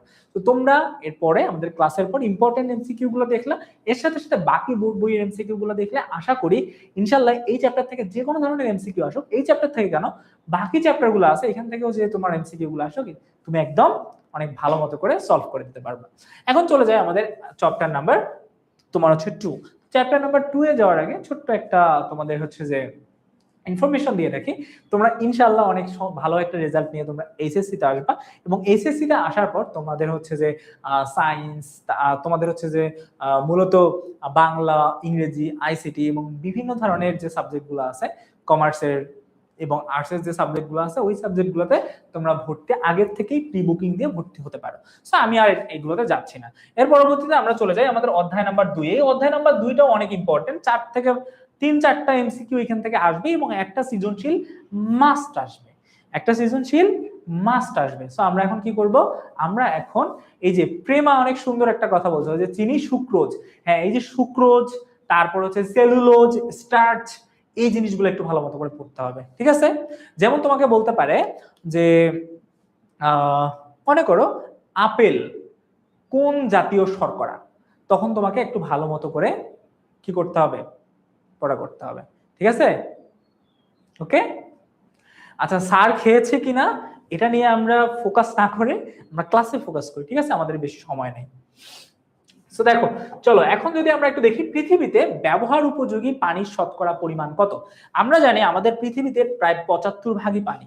এই 75 ভাগের পানির মধ্যে বেশিরভাগ পানি কি, এই 75 ভাগ পানির মধ্যেও অলমোস্ট তোমার হচ্ছে যে 95% বা 97% পানি হচ্ছে সাগরের পানি, এবং সাগরের পানিটা আমাদের খাবার উপযোগ্য না। আবার কিছু পানি আছে আমাদের দূষিত পানি। ওকে, এই সবগুলো যদি আমরা বাদ দেই, বাদ দিয়ে আমরা এখন চলে আসি আমাদের পানির শতকরা পরিমাণ যেটা আমরা খেতে পারি, সেটা কারেক্ট অ্যান্সার হচ্ছে 1 ভাগ। তার মানে এই পৃথিবীতে যতগুলো পানি পাওয়া যায় তার 1 ভাগ আমাদের খাওয়ার যোগ্য, ঠিক আছে? বাকিগুলো খাওয়ার যোগ্য না। ওকে, সো এর পরবর্তীতে যদি দেখি কোনটি সর্বজনীন দ্রবক, পানির অধ্যায়টা অনেকটা পানির মতো, এটা অনেকটা সহজ। ওকে, আচ্ছা, সো এটা যেহেতু অনেকটা সহজ, সো এটা আমরা ভালো মতো করে এরকম করে দেখবো। সো নিচের কোনটি সার্বজনীন দ্রাবক, অ্যাসিড, অ্যালকোহল, কার্বন টেট্রাক্লোরাইড নাকি পানি? সো আমরা জানি সার্বজনীন দ্রবক বলতে কি বোঝায়, যে জৈব এবং অজৈব সব ধরনের পদার্থকে কি দ্রবীভূত করতে পারে, তাকে আমরা বলি সার্বজনীন দ্রবক। সো আমরা এখন বলবো, হ্যাঁ কি, আমরা এখন বলবো কোনটা, তোমার হচ্ছে পানি। পানি হচ্ছে একটা সার্বজনীন দ্রবক। এই সকল প্রকার জৈব অজৈব পদার্থকে কি করতে পারে, সে গুলিয়ে ফেলতে পারে বা সেগুলোকে মিশ্রিত করতে পারে। সো এর পরবর্তীতে যদি দেখি আমরা মানুষের শরীরে শতকরা কত ভাগ পানি থাকে। মানুষের শরীরে সাধারণত 60 থেকে 75% পানি থাকে, 60 থেকে 70 অথবা 60 থেকে 75%। সো যেখানে যেহেতু এখানে অপশন অনেকগুলো দেওয়া আছে, সো আমাদের কারেক্ট অ্যান্সার এগুলোর মধ্যে পড়ে 60 থেকে 75%। সো আমাদের শরীরে কতটুকু পানি থাকে, আমাদের শরীরে পানি থাকে সাধারণত 60 থেকে 75%, বাট কোনো কোনো জায়গায় লেখা আছে 60 থেকে 70%। সো তোমাদের কাছে যদি দুইটা আসে, দুইটার মধ্যে যে কোনো একটা আমরা কারেক্ট দিলেই হবে, বাট বেস্ট ভিউ বইয়ের মধ্যে দেওয়া আছে হয়তো 60 থেকে 75%, এটা আমরা দিয়ে দিব। কেমন? এর পরবর্তীতে যদি যাই, পানির প্রধান উৎস কোনটি? আমাদের যে পানি আছে, এই পানির সব থেকে বেশি পরিমাণ পানি আমরা সাধারণত কোথায় পাই? আমরা একটু আগে বললাম যে আমাদের এই পৃথিবীর যে 75% পানি, তার মধ্যে প্রায় তোমার হচ্ছে যে 97%ই থাকে সমুদ্রের লবণাক্ত পানি। আর এই যে লবণাক্ত পানি, সেটা আসলে পানির আমাদের প্রধান উৎস। তার মানে সেই প্রধান উৎসটা কোনটা হবে? প্রধান উৎস হচ্ছে আমাদের সমুদ্র। সো কারেক্ট অ্যান্সার কোনটা? কারেক্ট অ্যান্সার সমুদ্র, ঠিক আছে? এর পরবর্তীতে যদি যাই, পানি কোথায় কঠিন আকারে থাকে? পানি সাধারণত কোথায় কঠিন আকারে থাকে, মানে পানি কোথায় সাধারণত বরফ হয়ে থাকে। বরফ কঠিন, পানির কঠিন একটা পদার্থের নাম বরফ। তো এই যে বরফ সাধারণত কোথায় থাকে? নদীতে তো থাকে না, সমুদ্রেও তো থাকে না, মাটির নিচে তো তোমার হচ্ছে এইভাবে থাকে না, মাটির নিচে তো তরল আকারে থাকে। তো আমরা বলতে পারি হিমবাহে, যেখানে পানি বরফ আকারে জমা হয়ে থাকে। ঠিক আছে, সো কারেক্ট অ্যান্সার হবে হিমবাহে। ওকে, এর পরবর্তীতে যদি যাই, শাপলা ফুলের তোমার হচ্ছে গাছ মাছের আঘাতে ভেঙে যায় না কেন? শাপলা ফুল, মনে করো শাপলা ফুলের যে ডাটা আছে এগুলো তো মাটির নিচে থাকে বা তোমার হচ্ছে ভেসে ভেসে থাকে, এগুলো ভেঙে যায় না কেন? এর কারণটা হচ্ছে সাধারণত ওই ফুলের ডাটাটা অনেক বেশি নরম, এর কাণ্ড অত্যন্ত নরম, যার কারণে কি হয় না, যার কারণে সাধারণত এটা খুব বেশি ভেঙে যায় না। সো ওকে, পাশ কেটে চলে যেতে পারে। ঠিক আছে, সো এরপর যদি দেখি আমাদের পিএইচ মান যদি একটু ভালো মতো করে দেখি, আমরা আমাদের হচ্ছে 7 হচ্ছে যে আমাদের কি স্ট্যান্ডার্ড বা একটা একদম বিশুদ্ধ পানির পিএইচ মান কত? বিশুদ্ধ পানির পিএইচ মান একদম 7। সো আমরা যদি এখন দেখি যে পিএইচ 7 এর কম হলে পানি কি, 7 এর থেকে যদি বেশি হয় তাহলে ক্ষারীয়, আর 7 এর থেকে যদি কম হয় তাহলে অম্লীয় বা অ্যাসিডিটিক। 7 এর থেকে যদি কম হয় তাহলে অ্যাসিডিটিক, আর বেশি হলে ক্ষারীয়। সেক্ষেত্রে আমাদের কারেক্ট আনসার কি হবে? পানির মান 7 এর কম হলে আমরা কি বলতে পারবো? এটাকে আমরা বলবো অ্যাসিড, এটাকে আমরা কি বলবো? অ্যাসিড, এটাকে বলবো আমরা ক্ষার। সো কারেক্ট আনসার কি হবে? অ্যাসিডিক। ওকে, কারেক্ট আনসার কোনটা হবে? কারেক্ট আনসার হবে অ্যাসিডিক। সো এরপর দেখি, জলজ প্রাণী বেঁচে থাকার জন্য পানির পিএইচ মান কত হওয়া উচিত? জলজ প্রাণী বেঁচে থাকার জন্য আমাদের পানির মান 7 যেহেতু আমাদের একদম স্ট্যান্ডার্ড, তার এইদিকে সর্বোচ্চ মান, এইদিকে যত যাবে তত বেশি গাঢ় ক্ষারীয় হবে, আর এইদিকে যত বেশি কমবে তত বেশি গাঢ় অ্যাসিডিটিক হবে। সো আমরা যদি এখান থেকে 1 কমায় দেই 6, আর এখান থেকে 1 কমায় দেই 8, তার নিচে তো আমরা জানি এখানে থাকবে 5, তার এখানে থাকবে আমাদের 9। ঠিক আছে, তো 7 হচ্ছে আমাদের একদম স্ট্যান্ডার্ড মান। 7 কি? 7 হচ্ছে আমাদের স্ট্যান্ডার্ড মান, যেটা একদম নিরপেক্ষ। তার মানে এটা সর্বোচ্চ কতটুকু পর্যন্ত রাখতে পারে? এটা সর্বোচ্চ 8 পর্যন্ত এদিকে যাইতে পারে, আর এদিকে 1 পর্যন্ত যাইতে পারে। তো 6 থেকে 8 এর যে ইয়াটা আছে, পিএইচ মান আছে, এর মধ্যে সাধারণত প্রাণীরা বাঁচতে পারে। সো কারেক্ট আনসার কোনটা হবে? কারেক্ট আনসার হচ্ছে 9 এর বি, 6 to 8। ওকে, ঠিক আছে, আশা করি আমরা বুঝতে পারছি। এর পরবর্তীতে যাই, সেটা হচ্ছে বিশুদ্ধ পানির প্রয়োজন হলে কোন প্রক্রিয়া ব্যবহার করা হয়? পানি বিশুদ্ধ করার জন্য অনেক প্রক্রিয়া ব্যবহার করা হয়, যেমন কি কি? পানি ফুটানো, হ্যাঁ, পানির স্ফুটন করা, পানি পাতন করা, ক্লোরিনেশন, হ্যাঁ, এরকম অনেক ধরনের উপায় আছে। ঠিক আছে, তার মধ্যে সব থেকে বিশুদ্ধ পানি ইয়া করার জন্য আমরা কি প্রক্রিয়া ব্যবহার করি? পাতন প্রক্রিয়া ব্যবহার করি। পাতন প্রক্রিয়াটা কি? পাতন প্রক্রিয়াটা হচ্ছে পানি গরম করে সেটাকে বাষ্পে পরিণত করা হয়, বাষ্পকে আবার একটা যন্ত্রের মাধ্যমে কি করা হয়? ঘন করে একটা বিশুদ্ধ পানি বের করা হয়, ওটাকে বলা হয় পাতন প্রক্রিয়া। সো আমাদের কোন কারেক্ট অ্যান্সারটা কোনটা হবে? কারেক্ট অ্যান্সার হবে আমাদের পাতন। কারেক্ট অ্যান্সার কোনটা হবে? কারেক্ট অ্যান্সার হবে পাতন। এই প্রক্রিয়াটা অনেক দীর্ঘস্থায়ী, কিন্তু পানি একদম ডিস্টিল ওয়াটার করে, মানে একদম পরিষ্কার করে। ঠিক আছে, সো পাতন প্রক্রিয়া। সো এরপর দেখো, পানি বিশুদ্ধ করার অন্যতম পদার্থ কোনটি? সো পানি বিভিন্ন ধরনের তোমার হচ্ছে যে ট্যাবলেট, হ্যাঁ, দিয়ে হচ্ছে যে পানিকে পরিষ্কার করা যায়। তার মধ্যে এই দুইটা দিয়ে অনেক বেশি করা যায়, সেটা হচ্ছে যে আমাদের ক্লোরিনেশন আর একটা হচ্ছে ওজোন। ক্লোরিনেশন আর ওজোন। সো এই দুইটার মধ্যেও সব থেকে ভালো ভালো এবং বেস্ট উপায় কোনটা? ভালো এবং বেস্ট উপায় হচ্ছে ক্লোরিনেশন, Cl2, ক্লোরিনেশন। সো ক্লোরিনেশনের মাধ্যমে পানি বিশুদ্ধ করার অন্যতম একটা পদার্থ হচ্ছে ক্লোরিন। ক্লোরিনের মাধ্যমে পানি অনেক সুন্দরভাবে বিশুদ্ধ করা যায়। এরপর যদি আমরা দেখি, বোতলজাত পানি কোন পদ্ধতিতে বিশুদ্ধকরণ করা হয়? বোতলজাত পানি সাধারণত 2 পদ্ধতিতে বিশুদ্ধকরণ করা হয়। এক হচ্ছে ক্লোরিনেশন, আর একটা হচ্ছে, এখানে যেহেতু ক্লোরিনেশন দেওয়া আছে, ক্লোরিনেশন, আর একটা হচ্ছে সূর্যের অতিবেগুনি রশ্মি। কোন রশ্মি? সূর্যের অতিবেগুনি রশ্মি। অতিবেগুনি রশ্মির সাহায্যেও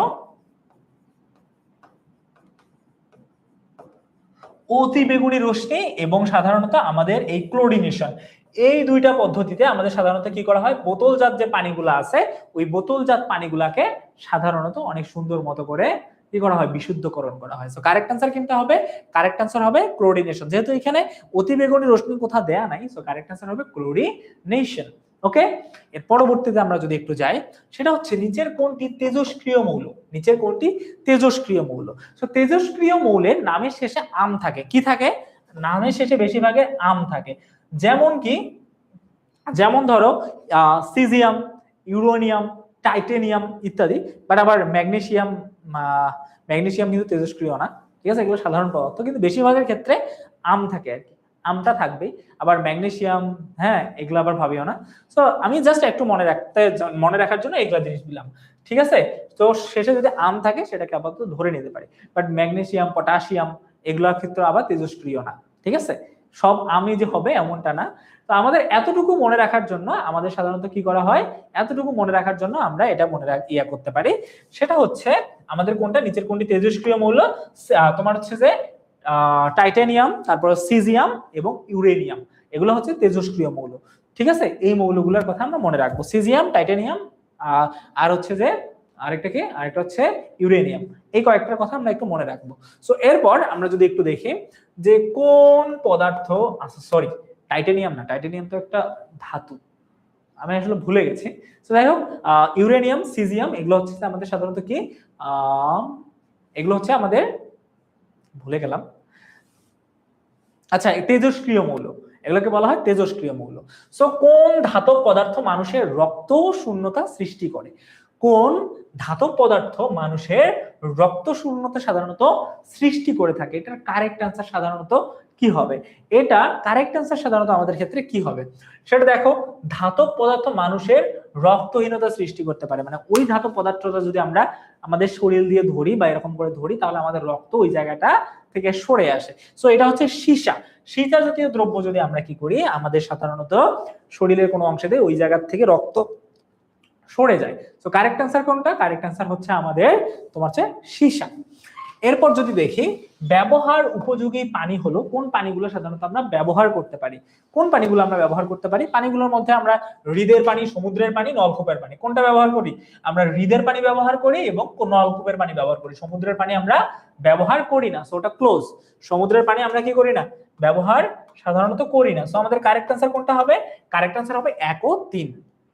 এরপর আমাদের বিশুদ্ধ পানি, বিশুদ্ধ পানি তড়িৎ পরিবহন করে, বিশুদ্ধ পানি কিন্তু তড়িৎ পরিবহন করে না, একদম বিশুদ্ধ পানি তড়িৎ কোনোভাবেই পরিবহন করে না, এবং তার পিএইচ মান 7 হবে। কিন্তু কখনো সে অ্যাসিডিক হতে পারে, কখনো সে ক্ষার হতে পারে, কখনো সে অ্যাসিডিক হতে পারে, কখনো সে ক্ষার হতে পারে। হ্যাঁ, এরপর হচ্ছে যে আমাদের কি পানির পিএইচ মান, বিশুদ্ধ পানির পিএইচ মান অবশ্যই 7 হবে। সো কারেক্ট অ্যান্সার কি 2 ও 3, so 2 and 3 is the correct answer. Okay, এর পরবর্তীতে চলে যাই আমরা আরো কিছু এমসিকিউ এ, সেটা হচ্ছে বিশুদ্ধ পানির ক্ষেত্রে বিদ্যুৎ পরিবাহী উভয়ধর্মী পদার্থ সার্বজনীন দ্রবক। ইয়েস, সার্বজনীন দ্রবক। বিদ্যুৎ পরিবাহী না, বিদ্যুৎ পরিবাহী না, উভয়ধর্মী পদার্থ। ইয়েস, কখনো অ্যাসিড কখনো ক্ষার। সো এটার ক্ষেত্রেও কারেক্ট অ্যান্সার 2 এবং 3, ঠিক আছে, এটার ক্ষেত্রেও কারেক্ট অ্যান্সার 2 এবং 3। ওকে, সো এর পরবর্তীতে যদি যাই কৃষি ক্ষেত্রে পানি দূষণ রোধের উপায়, কৃষি ক্ষেত্রে আমরা কিভাবে পানিটাকে অনেক সুন্দর মতো করে দূষণ রোধ উপায় করতে পারি। রাসায়নিক সার ব্যবহার কম করতে হবে, জৈব সার ব্যবহার করতে হবে, রাসায়নিক সার ব্যবহার করা যাবে না, রাসায়নিক সার ব্যবহার বন্ধ করতে হবে এবং ফসলের ধরন পরিবর্তন করতে হবে, ঠিক আছে। সো আমাদের 1 এবং 3 নাম্বার আমাদের correct answer. So 1 and 3 may be correct answer. Yes, 1 and 3 correct answer. So এর ক্ষেত্রে আমাদের কত, 25 নম্বরের বি হচ্ছে আমাদের কারেক্ট অ্যান্সার। এর পরবর্তীতে যদি চলে যাই জলাভূমি, জলাভূমি সাধারণত কি করে, পানি ধারণ করে, ক্ষতিকারক পদার্থ শোষণ করে এবং নদীতে বিশুদ্ধ পানি সঞ্চালন করে। হ্যাঁ, জলাভূমি সাধারণত এই ধরনের সবগুলা কাজই করে থাকে। সো আমরা বলতে পারি 3টাই আমাদের কারেক্ট অ্যান্সার। ওকে, জলাভূমি আমাদের সাধারণত কি করে থাকে, পানিও ধারণ করে, এরপর শোষণও করে, এরপর হচ্ছে যে নদীতে বিশুদ্ধ পানি সঞ্চালনও করে। সো 3টাই আমাদের কারেক্ট অ্যান্সার, এটা একটু মনে রাখতে হবে। এরপর দেখি উদ্ভিদের, মনে করো উদ্দীপকের উদ্ভিদগুলোর ক্ষেত্রে প্রযোজ্য, মানে এই যে উদ্ভিদগুলো আছে এগুলোর ক্ষেত্রে প্রযোজ্য কোনটি, এটা হচ্ছে মানে একটা উদ্দীপক হয়তো বা ছিল, উদ্দীপকটা যেহেতু এখানে নাই, তো আমরা এই কারেক্ট অ্যান্সারটা আসলে বলতে পারতেছি না, ঠিক আছে, কারণ উদ্দীপকটা তো এখানে নাই, উদ্দীপকটা মেবি থাকার কথা ছিল বাট ভুলবশত হয়তো বা দেয়া হয়নি। আচ্ছা, এর পরবর্তীতে বিভিন্ন তেজস্ক্রিয় পদার্থ, তেজস্ক্রিয় পদার্থ সাধারণত কি করে, ও যে জায়গায় থাকে তার আশেপাশের জায়গাগুলোকে এফেক্ট করে ফেলে। ঠিক তেমন মাটি দূষণ করে, অবশ্যই মাটি দূষণ করে। এরপর মরণ ব্যাধি রোগ সৃষ্টি করে, অবশ্যই জাপান তার একদম একটা উৎকৃষ্ট উদাহরণ। হ্যাঁ, যেমন হচ্ছে জাপানে সেই কত সালে 1945 সালে 46 সালের দিকে আমেরিকা অ্যাটম বম ফেলছে, অ্যাটম বমে থাকে ইউরেনিয়াম, আর সে এখন পর্যন্ত ওটার মারাত্মক ব্যাধি সম্পর্কে আছে, এবং তোমার হচ্ছে পরিবেশের ভারসাম্য নষ্ট করেছে। তিনটাই correct answer. So correct answer কোনটা হবে? Correct answer 1, 2 and 3। ওকে, এরপর আমরা যদি চলে যাই, গ্লোবাল ওয়ার্মিং এর ফলে নদ নদীর কি হয়ে থাকে? গ্লোবাল ওয়ার্মিং এর ফলে সাধারণত আমাদের পানির তাপমাত্রা বৃদ্ধি পায়, ইয়েস। মাছের উৎপাদন কমে যাবে, ইয়েস। পানির অক্সিজেন পরিমাণ কমে যাবে, হ্যাঁ। তিনটাই কারেক্ট অ্যান্সার। সো আমরা বলতে পারি আমাদের কারেক্ট অ্যান্সার হচ্ছে 1, 2 and 3। গ্লোবাল ওয়ার্মিং বাড়লে তাপমাত্রা বাড়বে, তাপমাত্রা বাড়লে পানির তাপমাত্রা বাড়বে, পানির তাপমাত্রা যদি বাড়ে তাহলে আমাদের অক্সিজেনের পরিমাণ কমে যাবে, কারণ অক্সিজেন কি করে থাকে? বেশি তাপমাত্রায় কি হয়? বাষ্প হয়ে উপরে উঠে যায়। সো এই গেল আমাদের পরবর্তী যে চ্যাপ্টারটা। এই চ্যাপ্টারটাতে আমার সব থেকে গুরুত্বপূর্ণ জিনিসগুলো হচ্ছে পানির কত পার্সেন্ট কোথায় আছে, সমুদ্রে কত পার্সেন্ট, আমরা কত পার্সেন্ট ব্যবহার করি, কোথায় কোন ধরনের পানি থাকে। এটা আমাদের সৃজনশীলের জন্য অনেক বেশি ইম্পর্টেন্ট, বাট এমসিকিউ এর জন্য আমরা ভালো মতো করে এই এমসিকিউ গুলো পড়ার চেষ্টা করব। ভালো মতো করে পড়লে আশা করি এই চ্যাপ্টার থেকে যত ধরনের এমসিকিউ আসুক না কেন আমরা অনেক সুন্দর মতো করে অ্যান্সার দিতে পারবো। ওকে, সো আশা করি এই চ্যাপ্টারও আমাদের আর কোনো তেমন প্রবলেম নেই। এর পরবর্তীতে চলে যাই আমরা আমাদের হৃদয়ের কথা, হৃদয়ের সুন্দর কথা, হৃদযন্ত্রের যত ধরনের কথা আছে আজকে আমরা বলে ফেলি। চলো বলে ফেলি। রক্তরসে জৈব এবং অজৈব, জৈব পদার্থ কোনগুলা? ক্যালসিয়াম, পটাশিয়াম, ম্যাগনেসিয়াম, এই ধরনের যে পদার্থগুলো আছে এগুলোকে বলি জৈব। অজৈব হচ্ছে যে আমাদের সাধারণত বিভিন্ন ধরনের খনিজ পদার্থ, হ্যাঁ, এগুলোকে আমরা অজৈব বলে থাকি। সো জৈব অজৈব পদার্থের পরিমাণ রক্তরসে, আমাদের যে রক্তরস, আমাদের রক্তকে আমরা কয়টা ভাগে ভাগ করতে পারি? দুইটা ভাগে ভাগ করতে পারি। কয়টা ভাগে ভাগ করতে পারি? দুইটা। কি কি ভাগে ভাগ করতে পারি? একটা হচ্ছে রক্তকোষ আর একটা হচ্ছে রক্ত রস। একটা রস, একটা কোষ। কোষে তিনটা পদার্থ থাকে, লোহিত রক্তকণিকা, শ্বেত রক্তকণিকা আর একটা হচ্ছে অনুচক্রিকা। এই তিনটা জিনিস থাকে। আর আমাদের সাধারণত ওই তিনটা রক্তরস থেকে, মানে রক্ত থেকে রক্ত কোষগুলোকে সরাই নিলে যে হলুদ পদার্থটা থাকে সেটাকে আমরা বলি রক্তরস। সো রক্তরসের আমাদের জৈব অজৈব পদার্থের পরিমাণ কতটুকু? পরিমাণ হচ্ছে 0.1 এতটুকু পরিমাণ, ঠিক আছে। এরপর রক্তে রক্তকোষের পরিমাণ শতকরা কত? রক্তে রক্তকোষের পরিমাণ শতকরা কত? সো এটা হচ্ছে 45। সো আমরা এটাকে এইরকম করে একটু মনে রাখবো, ঠিক আছে, যে আমাদের দেখো এই পড়াশোনাটা কিন্তু খুব বেশি ইম্পর্টেন্ট। সো আমরা যদি আমাদের রক্তর জিনিসটাকে এইরকম করে ধরি, সো আমাদের এই রক্তের মধ্যে আমাদের কয়টা রক্তকে আমরা কয়টা ভাগে ভাগ করি? রক্তকে সাধারণত আমরা দুইটা ভাগে ভাগ করে থাকি। কি কি দুইটা ভাগে ভাগ করি? এটা যদি আমরা একটু দেখি, এই লাল রক্তকে আমরা সাধারণত দুইটা ভাগে ভাগ করতে পারি। একটা হচ্ছে আমাদের রক্ত রস, এক নাম্বার কি রক্ত রস, এটা কত পার্সেন্ট? এটা হচ্ছে 55%। এটা কত পার্সেন্ট? 55%। আর দ্বিতীয় নাম্বার জিনিস হচ্ছে আমাদের রক্ত কোষ। আরেকটা কি? আমাদের রক্তকোষ কত পার্সেন্ট? রক্তকোষ হচ্ছে 45%। এই দুইটা আমরা ভালো মতো করে মনে রাখবো, এই দুইটা আমাদের এমসিকিউ এ আসার সম্ভাবনা অনেক বেশি, ঠিক আছে। আর রক্তকোষকে আবার কয়টা ভাগে ভাগ করি আমরা? রক্তকোষকে আমরা আবার তিনটা ভাগে ভাগ করতে পারি। একটা হচ্ছে তোমার হচ্ছে লোহিত রক্তকণিকা, যাদেরকে আরজিবি বলি আমরা, লোহিত। একটা হচ্ছে শ্বেত আর একটা হচ্ছে অনুচক্রিকা। দেখো এই কয়েকটা তোমাদের জানা অনেক বেশি জরুরি, সেই জন্য আমি তোমাদেরকে এখানে লিখে দিলাম। তো আমাদের সাধারণত রক্ত কয় ভাগে ভাগ করা যায়? দুইটা ভাগে। একটা হচ্ছে রক্ত রস, যেটা 45%, একটা না 55%, রক্তকোষ 45%। মনে রাখবো কিন্তু অবশ্যই, ঠিক আছে, এটা অনেক বেশি আমাদের ইম্পর্টেন্ট। আর রক্তকোষকে আবার তিনটা ভাগে ভাগ করা হয়, একটা হচ্ছে লোহিত আরজিবি, তোমার হচ্ছে যে ডব্লিউসিবি, আর একটা হচ্ছে যে আমাদের অনুচক্রিকা। লোহিত রক্তকোষ, তোমার হচ্ছে শ্বেত রক্তকোষ এবং অনুচক্রিকা, এই তিনটা আমরা ভালো মতো করে মনে রাখবো। এর পরবর্তীতে চলে যাই, কোন রক্তের গ্রুপ সব থেকে কম দেখা যায়? আমরা জানি এটা কারেক্ট আনসার কোনটা হবে? এবি, সব থেকে কম দেখা যায়, ঠিক আছে। এখন দেখো 1 ডিগ্রি ফারেনহাইট তাপমাত্রা, আমাদের শরীরের তাপমাত্রা কত? আমাদের স্বাভাবিক শরীরের তাপমাত্রা 98.4 ডিগ্রি ফারেনহাইট স্বাভাবিক তাপমাত্রা। আমাদের এই শরীরের তাপমাত্রা যদি 1 ডিগ্রি বাড়ে, 99 অথবা 100 হয়, তখন আমাদের পালসের গতি, আমাদের যে পালস আছে এই পালসের গতি কতটুকু বৃদ্ধি পায়? পালসের গতি সাধারণত বৃদ্ধি পায় প্রতি মিনিটে 10 বার, প্রতি মিনিটেই 10 বার ওই গতিটা বৃদ্ধি পায়, ঠিক আছে। ওকে, ভাইয়া আঙ্গুর কি? আঙ্গুর আমার নাম বাবা, ঠিক আছে? এখন আমি জানি না আমার নাম কেন রাখছে, যদিও অনেক গল্প আমার বাবা মাকে বলে যে এই জন্য রাখছি ওই জন্য রাখছি, হ্যাঁ, বাট কি আর করব, নামই রাখছে আমার, নাম যদি হয় আর কি করার বলো তো, ঠিক আছে? আর আমার নামটা আমার কাছে অনেক ভালো লাগে, ঠিক আছে? তো দেখো এর পরবর্তী, রক্তে কিসের পরিমাণ বেশি থাকায় শরীরের জন্য উপকারী? রক্তে কিসের পরিমাণ বেশি থাকা শরীরের জন্য অনেক বেশি উপকারী? সো রক্তের মধ্যে যদি আমাদের কি থাকে সাধারণত, এখানে কি এইচডিএল, এলডিএল, হ্যাঁ, হাই হাই ডাইভার্স মনে নাই, বাট এইচডিএল যদি বেশি থাকে তাহলে আমাদের রক্তের জন্য ওই জিনিসটা অনেক বেশি উপকারী। যদি আমাদের রক্তের মধ্যে এইচডিএল, হ্যাঁ, এইচ মানে আমি এতটুকু, এল এর ডিএল এর মানেটা আমার মনে নাই, বাট এইচ মানে হচ্ছে যে হাই, আর হচ্ছে যে আমাদের এল মানে হচ্ছে যে এলডিএল হচ্ছে যে লো। সো রক্তের মধ্যে লোহিত কণির, লোহিত রক্তের কণি মানে পরিমাণ যদি বেশি থাকে তাহলে সেটা আমাদের শরীরের জন্য অবশ্যই ভালো। তো আমরা বলবো এইচডিএল কারেক্ট অ্যান্সার। আমরা কোনটা বলবো? আমাদের কারেক্ট অ্যান্সার হচ্ছে এইচডিএল। ওকে, আচ্ছা ঠিক আছে।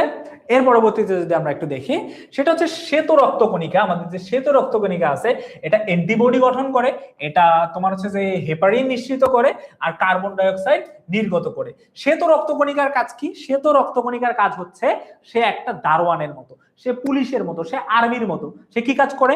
সে সাধারণত আমাদের দেহকে অন্যান্য জিনিসের থেকে রক্ষা করে, বাহিরের রোগ জীবাণু ইত্যাদির থেকে রক্ষা করে। সো অ্যান্টিবডি গঠন করে, ইয়েস, এবং অ্যান্টিবডি যখন গঠন করে তখন তোমার হচ্ছে যে হেপারিন নিঃসৃত করে। সো কারেক্ট অ্যান্সার হবে 1 এবং 2। আর কার্বন ডাই অক্সাইড নির্গত করে, অক্সিজেন চালনা করে, এগুলোর কাজ কার? এগুলোর কাজ হচ্ছে আমাদের লোহিত রক্তকণিকার। সো কারেক্ট অ্যান্সার কোনটা? কারেক্ট অ্যান্সার হচ্ছে A number, if I am not wrong. Yes, A number correct answer. তো চলো এর পরবর্তীতে যাই, ঠিক আছে? এর পরবর্তীতে আমরা একটু চলে যাই। সো সেটা হচ্ছে যে একটা অনুচ্ছেদ দেওয়া আছে, অনুচ্ছেদে বলছে রায়হান সাহেব যথেষ্ট খাওয়া সত্ত্বেও তার ওজন কমতে থাকে, অবসাদ ও ক্লান্তি বোধ করে, দৃষ্টিশক্তি কমে আসতেছে, সব কারণে ডাক্তারের কাছে গেলে ডাক্তার পরীক্ষা নিরীক্ষা করে ঔষধ এবং নিয়মে চলার উপদেশ দেয়। তার ওজন কমতেছে, অবসাদ হচ্ছে, তার মানে তার ডায়াবেটিস হয়েছে, ঠিক আছে? মানে যদিও এখানে প্রস্রাবের কথাটা লেখে নাই, তবু আমরা বলতে পারতেছি যে তার ডায়াবেটিস হয়েছে। তো আমরা সাধারণত বলতে পারি রহমান সাহেবের রোগটা হয়েছে, এটার কারণ কি? এটার কারণ হচ্ছে বহুমূত্র বা ডায়াবেটিস, বহুমূত্র বা ডায়াবেটিস, ঠিক আছে? বহুমূত্র বা ডায়াবেটিস, কারেক্ট অ্যান্সার হচ্ছে এইটা। আচ্ছা, অনেক সুন্দর একটা লেখা লিখছো সাবরিনা আক্তার এভা, হাই ডেনসিটি, হ্যাঁ, লিপোপ্রোটিন, কারেক্ট অ্যান্সার। হ্যাঁ, আসলে এইচডিএল মানে হচ্ছে হাই, তোমার হচ্ছে যে ডেনসিটি লিপোপ্রোটিন, থ্যাংক ইউ। আর হচ্ছে যে এলডিএল মানে হচ্ছে low density lipoprotein. Thank you, thank you, thank you very much, আমার মনেই ছিল না। তো দেখো রায়হান সাহেবকে সাধারণত কি মানে কি রোগ হয়েছে? তো যেহেতু দেখছি তার ওজন কমছে, অবসাদ এবং ক্লান্তি শুরু হয়ে গেছে, তার মানে তার কি হয়েছে? বহুমূত্র হয়ে গেছে, ডায়াবেটিস হয়ে গেছে। ডায়াবেটিস হলে আমাদের সাধারণত কি করতে হবে? ডায়াবেটিস খেলে আমাদের খাদ্য নিয়ন্ত্রণ এবং খাদ্য সংখ্যা মেনে চলতে হবে, শর্করা বেশি খাইতে হবে, ঠিক আছে, এবং মিষ্টি জাতীয় খাদ্য পরিহার করতে হবে, ঠিক আছে? এটাও কারেক্ট আনসার। কিন্তু না, শর্করা কম খাইতে হবে, রাইট? শর্করা জাতীয় খাদ্য একদম কম খাইতে হবে। তো কারেক্ট আনসার হবে আমাদের 1 ও 3, বাট আবার 3 ও 3টাই আসলে হতে পারে। সো দেখি কারেক্ট আনসার কোনটা। সো 1 ও 3 কারেক্ট আনসার। ওকে, সেফ। স্যার রাজশাহী বোর্ডে কি এগুলো কমন পড়বে? বাবা দেখো, আমি যদি জানতাম যে আমার স্টুডেন্টরা এই জিনিসগুলো পড়লেই কমন পাবে, আমি তোমাদেরকে কোশ্চেন পেপারটাই দিয়ে দিতাম। বাট কোশ্চেন পেপার দিলে তো ঠিক হইতো না। আমি তোমাকে 800টা নৈবেত্তিক দিয়ে দিতাম, এর মধ্যে আমি বললাম যে 800টাই মুখস্থ করে, এর মধ্যেই আসবে। কিন্তু আমি তো জানি না যে কোথা থেকে কি আসবে, তবুও আমি চেষ্টা করছি বারবার যে প্রশ্নগুলো বোর্ডে আসে সেই প্রশ্নগুলো নিয়ে আসার জন্য, যাতে তোমাদের জন্য অনেক বেশি হেল্প হয়, ঠিক আছে? বাকিটা আল্লাহ মাবুদ ভালো জানে। আচ্ছা, সো এরপর দেখো মানুষের ধমনীর রক্তের পিএইচ মান কত? আমাদের ধমনীর পিএইচ মান হচ্ছে 7.4। আমাদের রক্তের পিএইচ মান কত? 7.4। ওকে, সো এরপর যদি দেখি রক্তরসে খাদ্যসার হিসেবে উপস্থিত থাকে কোনটি? রক্তরসে খাদ্যসার হিসেবে উপস্থিত থাকে অ্যামাইনো অ্যাসিড। কোনটা? খাদ্যের সার মানে খাদ্যের কি পুষ্টিকর উপাদান, কোনটা? Amino acid. কারেক্ট আনসার কোনটা হবে? Amino acid. এর পরবর্তীতে যদি যাই, দেহে অ্যালার্জি প্রতিরোধ করে কোনটি? দেহের মধ্যে অ্যালার্জি প্রতিরোধ করে কোনটি? হেপারিন অথবা হিস্টামিন। কোনটা correct answer? I think histamine or vitamin. So histamine maybe correct answer. Yes, histamine correct answer. Correct answer কোনটা? কারেক্ট আনসার হচ্ছে আমাদের হিস্টামিন। অ্যালার্জি প্রতিরোধ করে কোনটা? হিস্টামিন। এর পরবর্তীতে দেখো কোন রক্ত কোষের জন্য লিউকেমিয়া হয়? কোন রক্ত কোষের জন্য লিউকেমিয়া হয়? WBC, white blood cell. ঠিক আছে, শ্বেত রক্তকণিকার জন্য সাধারণত আমাদের কি হয়? লিউকেমিয়া সাধারণত হয়ে থাকে, লিউকেমিয়া হয়ে থাকে। সো গৃহীতার রক্তের উপর, ঠিক আছে, গৃহীতার রক্তের গ্রুপ জানা না থাকলে, ধরো রক্তের গ্রুপ তোমার কারো জানা নাই, ঠিক আছে, রক্তের গ্রুপ জানা নাই, তখন তাহলে মানে তাকে কোন ব্যক্তির রক্ত দেয়া যাবে? ঠিক আছে, মনে করো একজন মানুষ অসুস্থ হয়েছে, তার রক্তের গ্রুপ তুমি জানো না, তাহলে তাকে কোন ব্যক্তির রক্ত দেওয়া যাবে? যার রক্তের গ্রুপ হচ্ছে ও নেগেটিভ, তার রক্ত সবাইকে দেওয়া যাবে।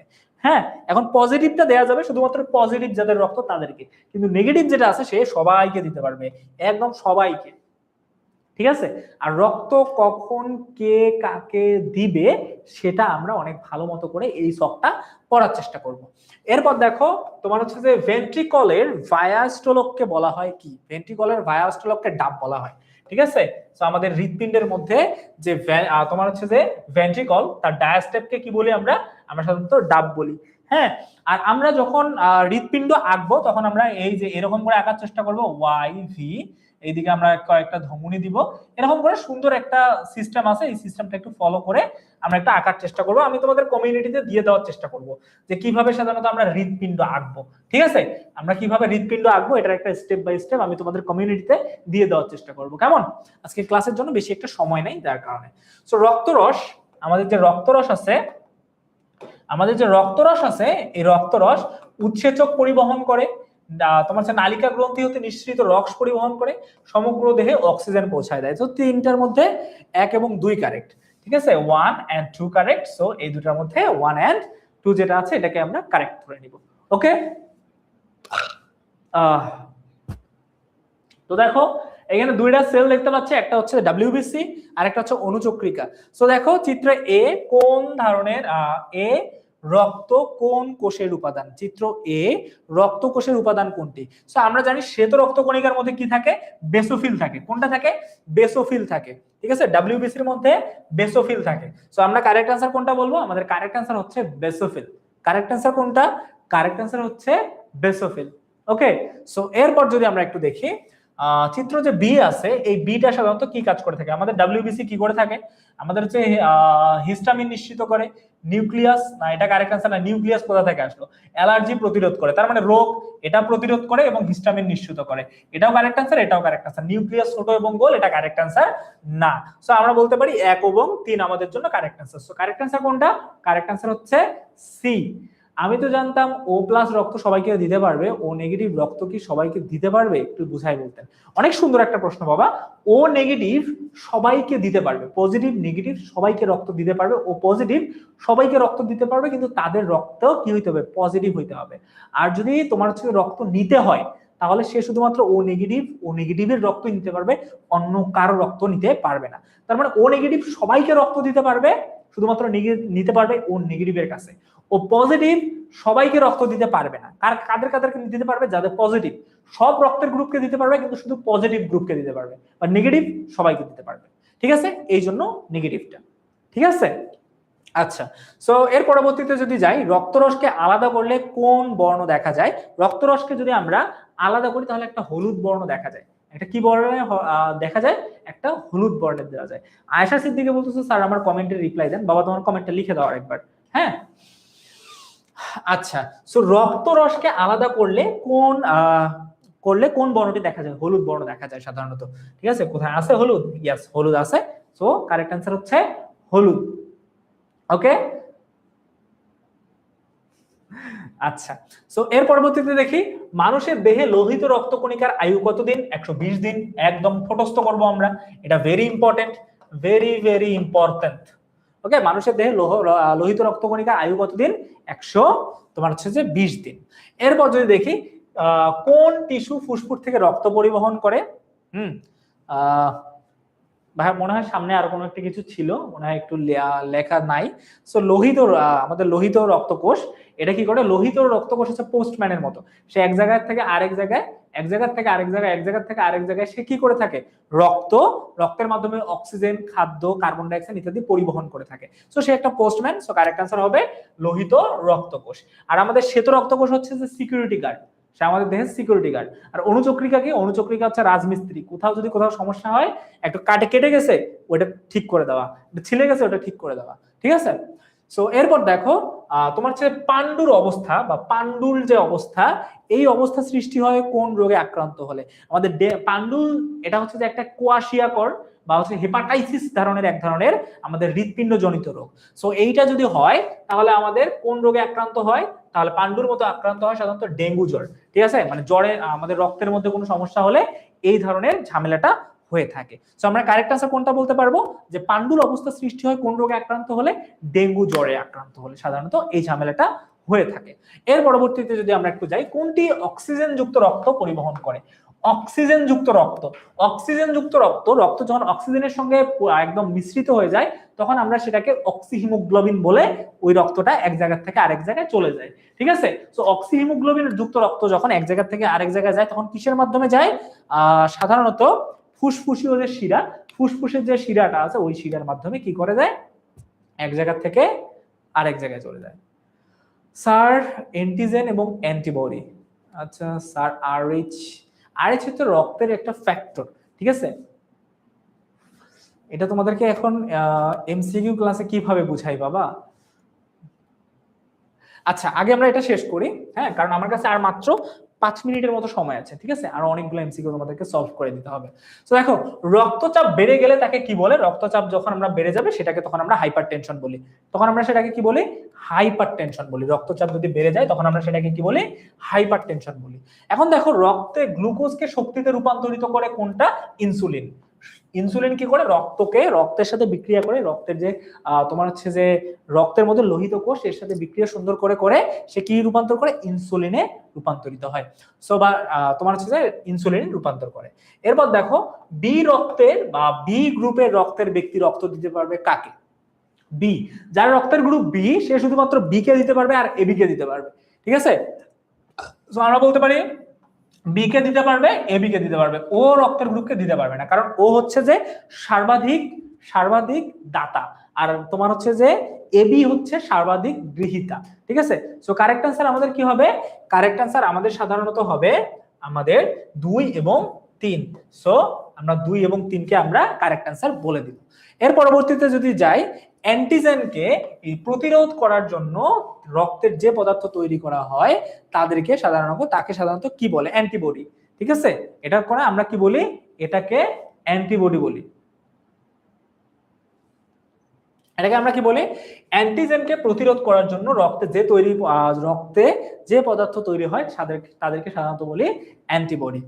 ওকে, এরপর দেহে লোহিত রক্তকণিকার সংখ্যা স্বাভাবিকের তুলনায় যদি বেড়ে যায় তখন সাধারণত কি হয়, তখন সাধারণত আমাদের কোন রোগটা হয়, আমারই তো এটা মনে নাই। সো কারেক্ট আনসার আমাদের ক্ষেত্রে যেটা হবে সেটা হচ্ছে আচ্ছা পলিসাইথিমিয়া, এটা আমার কাছেও মনে নাই আর এটা সঠিক আমি জানিও না। সো কারেক্ট আনসার কোনটা, পলিসাইথিমিয়া। ওকে, এর পরবর্তী দেখি হিস্টামিন নামক রাসায়নিক পদার্থ নিঃসৃত করে কোনটি, হিস্টামিন নামক রাসায়নিক পদার্থকে কি করে, হিস্টামিন নামক রাসায়নিক পদার্থকে নিঃসৃত করে কোনটি, লিম্ফোসাইট, মনোসাইট, নিউট্রোফিল আর বেসোফিল। সো কারেক্ট আনসার হচ্ছে আমাদের বেসোফিল, ঠিক আছে। এরপর আমাদের যদি দেখি লৌহ ঘটিত প্রোটিন জাতীয় পদার্থ কোনটি, মানে লৌহ জাতীয় প্রোটিন জাতীয় পদার্থ কোনটি, আমরা জানি হিমোগ্লোবিন। সো হিমোগ্লোবিনে রক্তের প্রোটিন যেটাকে সাধারণত বলা হয় সেটা কারেক্ট আনসার হচ্ছে হিমোগ্লোবিন। ওকে, এরপর আমরা যদি একটু দেখি পূর্ণবয়স্ক মানুষের দেহে মোট ওজনের কত ভাগ রক্ত, আমাদের পূর্ণবয়স্ক একটা মানুষের দেহে কত, আমরা জানি 5 থেকে 6 লিটার রক্ত থাকে, এবং যেটা আমাদের দেহের প্রায় কত ভাগ, যেটা আমাদের দেহের প্রায় 8 ভাগ, যেটা আমাদের দেহের মধ্যে প্রায় কত ভাগ, আমাদের দেহের মধ্যে প্রায় 8 ভাগ, ঠিক আছে। এর পরবর্তীতে আমাদের মোটামুটি এই চ্যাপ্টারের হচ্ছে যে আমাদের সাধারণত একটা এমসিকিউ যতগুলো ছিল এমসিকিউ গুলো শেষ। এখন তোমাদের প্রশ্ন ছিল যে ভাইয়া অ্যান্টিজেন এবং অ্যান্টিবডির মধ্যে সাধারণত পার্থক্য জিনিসটা বোঝান। ঠিক আছে। আচ্ছা, আমাদের অ্যান্টিজেন হচ্ছে আমাদের রক্তের মধ্যে যখন তোমার হচ্ছে অক্সিজেনের পরিমাণ অনেক বেশি বেড়ে যায় তখন সেই পরিমাণটাকে আমরা বলি অ্যান্টিজেন। এবং এই অ্যান্টিজেনটা যেন না হয়, রক্তের মধ্যে যেন সবকিছু অম্ল এবং ক্ষারের পরিমাণ ঠিক থাকে, রক্তের যেন সাধারণ পরিমাণটা একদম ঠিক থাকে, এই জন্য আমাদেরকে কি করা হয়, এই জন্য রক্ত তার নিজস্ব ডিফেন্স সিস্টেমটা ঠিক করে একটা অ্যান্টিবডি তৈরি করে যেন আমাদের রক্তের মধ্যে এক্সট্রা পরিমাণ অক্সিজেন অ্যাড না হয়, যার কারণে ওই যে জিনিসটা তৈরি হয় সেটাকে আমরা বলি অ্যান্টিবডি। সো অ্যান্টিজেনকে তোমার হচ্ছে যে অ্যান্টিজেনকে কি করার জন্য, অ্যান্টিজেনকে প্রতিরোধ করার জন্য, যেন অ্যান্টিজেন না হয় সেটা প্রতিরোধ করার জন্য কি তৈরি হয়, অ্যান্টিবডি জিনিসটা তৈরি হয়ে থাকে। ঠিক আছে, এর পরবর্তীতে আমরা চলে যাই আমাদের অধ্যায় নাম্বার 7, যেটা অধ্যায়ে আমরা কয়েকটা জিনিস আমরা ভালো মতো করে দেখব। এই অধ্যায়ের আমাদের 1 নাম্বার জিনিস হচ্ছে, এই অধ্যায়ে একটা সূত্র আমাদেরকে মনে রাখতে হবে। সূত্রটা কি? সূত্রটা হচ্ছে আমাদের অম্ল বা অ্যাসিড, ঠিক আছে, সেটা হচ্ছে অ্যাসিড এবং আমাদের এখানে ক্ষার, ঠিক আছে, অ্যাসিড এবং কি, অ্যাসিড এবং ক্ষার, এরা কি করে, এরা হচ্ছে বিক্রিয়া করে তৈরি করবে লবণ এবং পানি। এরা বিক্রিয়া করে কি করবে, লবণ প্লাস এরা পানি তৈরি করবে। ঠিক আছে, সো অ্যাসিডের পিএইচ মান কত, অ্যাসিডের পিএইচ মান হচ্ছে তোমার হচ্ছে 7 থেকে কম, লেস দেন 7। আর ক্ষারের পিএইচ মান কত, ক্ষারের পিএইচ মান হচ্ছে 7 থেকে, ক্ষারের পিএইচ মান কত, 7 থেকে বেশি, আর 7 হচ্ছে নিরপেক্ষ। এই কয়েকটা জিনিস আমাদের মনে রাখতে হবে। এবং অ্যাসিড এবং ক্ষার বিক্রিয়া করে এই যে বিক্রিয়াটা করতেছে, এই বিক্রিয়াটার নাম হচ্ছে প্রশমন বিক্রিয়া। এই বিক্রিয়াটার নাম কি, এই বিক্রিয়াটার নাম হচ্ছে সাধারণত প্রশমন বিক্রিয়া। ঠিক আছে, এই কয়েকটা জিনিস আগে আমরা মনে রাখবো। চলো এখন আমরা এমসিকিউ এর মধ্যে ঝাঁপায় পড়ি। ওকে, ঠিক আছে, সো চলো দেখি, জলীয় দ্রবণে প্রায় সম্পূর্ণরূপে বিয়োজিত হাইড্রোজেন অক্সাইড আয়ন উৎপন্ন হয় তখন তাকে কি বলে? যখন হাইড্রোজেন আয়ন উৎপন্ন হয় তখন আমরা সেটাকে অ্যাসিড বলবো। আর যখন হাইড্রোজেন আয়নটা, হাইড্রোজেন থাকলে আমরা সেটাকে অ্যাসিড বলতেই পারি। এখন এই হাইড্রোজেন আয়ন যখন অনেক বেশি লেভেলের উৎপন্ন হয় তখন আমরা সেটাকে শক্তিশালী অ্যাসিড বলতে পারি। কি বলতে পারি? শক্তিশালী অ্যাসিড। এর পরবর্তীতে যদি আমরা একটু দেখি, অ্যাসিড সমূহ পানিতে কি ধরনের আয়ন তৈরি করে? অ্যাসিড সমূহ পানিতে সাধারণত কি ধরনের আয়ন তৈরি করে? সো কি ধরনের আয়ন তৈরি করে? Hydroxide, hydrogen ion, sulphate ion, আর হচ্ছে যে নাইট্রেট আয়ন। একটু আগে আমরা বললাম হাইড্রোজেন আয়নের কথা বললাম আমরা, হাইড্রোজেন প্লাস এটাকে বলা হয় hydrogen ion. So correct answer কি হবে? কারেক্ট আনসার হবে আমাদের হাইড্রোজেন আয়ন। এর পরবর্তীতে যদি দেখি, নিচের কোনটি একটি অ্যাসিড, নিচের কোনটি একটি অ্যাসিড? কারেক্ট আনসার হচ্ছে যে HNO3। এটা কি অ্যাসিড বলা হয়? সালফিউরিক অ্যাসিড তো না। সো যাই হোক, এটা হচ্ছে যে আমাদের একটা অ্যাসিড। ঠিক আছে, সো অ্যাসিডের শুরুতে আমাদের কি থাকবে? আমাদের বেশিরভাগ ক্ষেত্রে H থাকবে। ঠিক আছে, অ্যাসিডের নামকরণের শুরুতে আমাদের প্রথমে কি থাকবে? H থাকবে। ওকে, সো এরপর দেখি কোনটি সাধারণত দুর্বল অ্যাসিড। কোনটা একটা দুর্বল অ্যাসিড? হাইড্রোক্লোরিক অ্যাসিড, HCl, নাকি হচ্ছে যে কার্বনিক অ্যাসিড, নাকি নাইট্রিক অ্যাসিড, নাকি সালফিউরিক অ্যাসিড? সো এই অ্যাসিড কিন্তু অনেক শক্তিশালী, এই অ্যাসিড অনেক বেশি শক্তিশালী। নাইট্রিক অ্যাসিড মোটামুটি শক্তিশালী। সো হাইড্রোক্লোরিক অ্যাসিড, এই তিনটা অ্যাসিডে অনেক বেশি শক্তিশালী। সো কারেক্ট আনসার হবে কোনটা? আমাদের এই কার্বনিক অ্যাসিড। কোনটা? কার্বনিক অ্যাসিড মোটামুটি একটু হালকা অ্যাসিড। সো এর পরবর্তীতে যদি যাই, কোনটি দুর্বল অ্যাসিড? ভিনেগার, এই যে CH3COOH, এটা হচ্ছে আমাদের কি? দুর্বল অ্যাসিড। দুর্বল অ্যাসিড কি? ভিনেগার। এটা আমরা মনে রাখবো, CH3COOH, এটা হচ্ছে আমাদের দুর্বল অ্যাসিড। ওকে, সো এরপর আমাদের হচ্ছে যে এর পরবর্তীতে যদি দেখি, কোনটি জৈব অ্যাসিড? মানে সাধারণত জীবের দেহ থেকে বা তোমার হচ্ছে যে আমাদের সাধারণত বিভিন্ন ধরনের পদার্থ, যেমন ম্যাগনেসিয়াম, পটাশিয়াম, হ্যাঁ, তারপরে হচ্ছে যে অ্যালুমিনিয়াম ইত্যাদি ধরনের যে জৈব জিনিসগুলো আছে এগুলোর থেকে পাওয়া যায়। এটা কারেক্ট আনসার হচ্ছে আমাদের ভিনেগার, CH3COOH, এটা কারেক্ট আনসার হচ্ছে ভিনেগার। এরপর যদি আমরা একটু দেখি, নিচের কোনটি হজমে সহযোগিতা করে? আমরা যখন শরীরে মানে বেশি খাই তখন আমাদের পেটের মধ্যে অ্যাসিড হয়ে যায়। তখন অ্যাসিডটাকে কি করার জন্য, কমানোর জন্য আমরা কি করি? লবণ এবং পানি তৈরি করি। আর পানি তৈরি করার জন্য আমাদের কি লাগে? লবণ এবং পানি তৈরি করার জন্য আমাদের ক্ষার লাগবে। সো কারেক্ট আনসার হবে ক্ষারক। আমাদের হজম করার জন্য কোনটির প্রয়োজন? অ্যাসিডকে হজম করার জন্য আমাদের ক্ষারকের প্রয়োজন। এরপর দেখো, হিস্টামিন কি ধরনের পদার্থ? হিস্টামিন একটা সাধারণত ল্যাকটিক অ্যাসিড। হিস্টামিন কি? একটা সাধারণত ল্যাকটিক অ্যাসিড, যেটা সাধারণত দুধ বা দুগ্ধজাত খাবারে পাওয়া যায়। ভিটামিন সি এর অপর নাম কি? তা তোমার হচ্ছে যে অ্যাসকর্বিক অ্যাসিড। ভিটামিন সি এর অপর নাম কি? Ascorbic acid.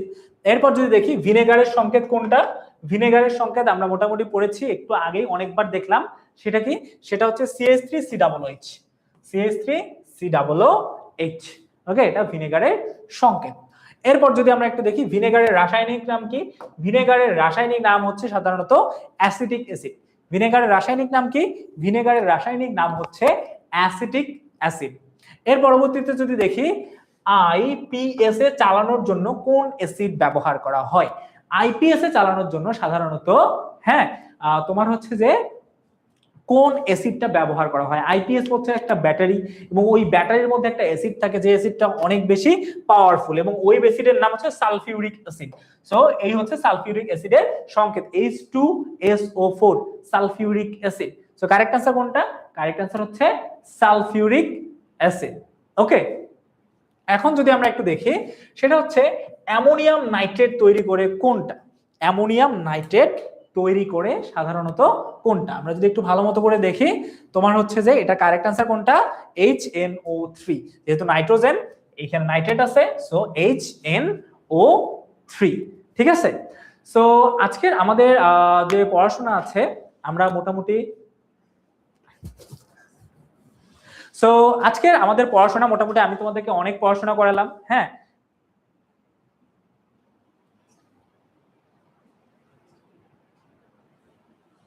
আচ্ছা, সো অ্যামোনিয়াম নাইট্রেট তৈরি করে কোনটি? HNO3। ঠিক আছে।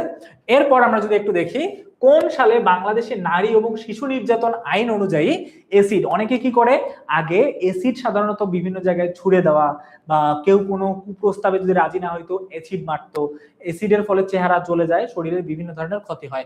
এর ফলে সাধারণত শিশু এবং নারী এবং শিশু নির্যাতনের জন্য এসিড ব্যবহার যদি কেউ করে থাকে তাকে যাবজ্জীবন কারাদণ্ড রূপান্তরিত করে মানে দেয়া হয়। সো সেটার কারেক্ট आंसर কোনটা হবে? সেটার কারেক্ট आंसर হবে কত সালে এই আইন পাস করা হয়? 1995 সালে। কত সালে? 1995 সালে। ঠিক আছে। ওকে, সো এখন যদি আমরা একটু দেখি baking soda. So baking soda আমরা যেটাকে খাবার সোডা বলি, এটার সংকেত কি? এটার সংকেত হচ্ছে NaHCO3। ঠিক আছে, এটা ইয়া কি? NaHCO3।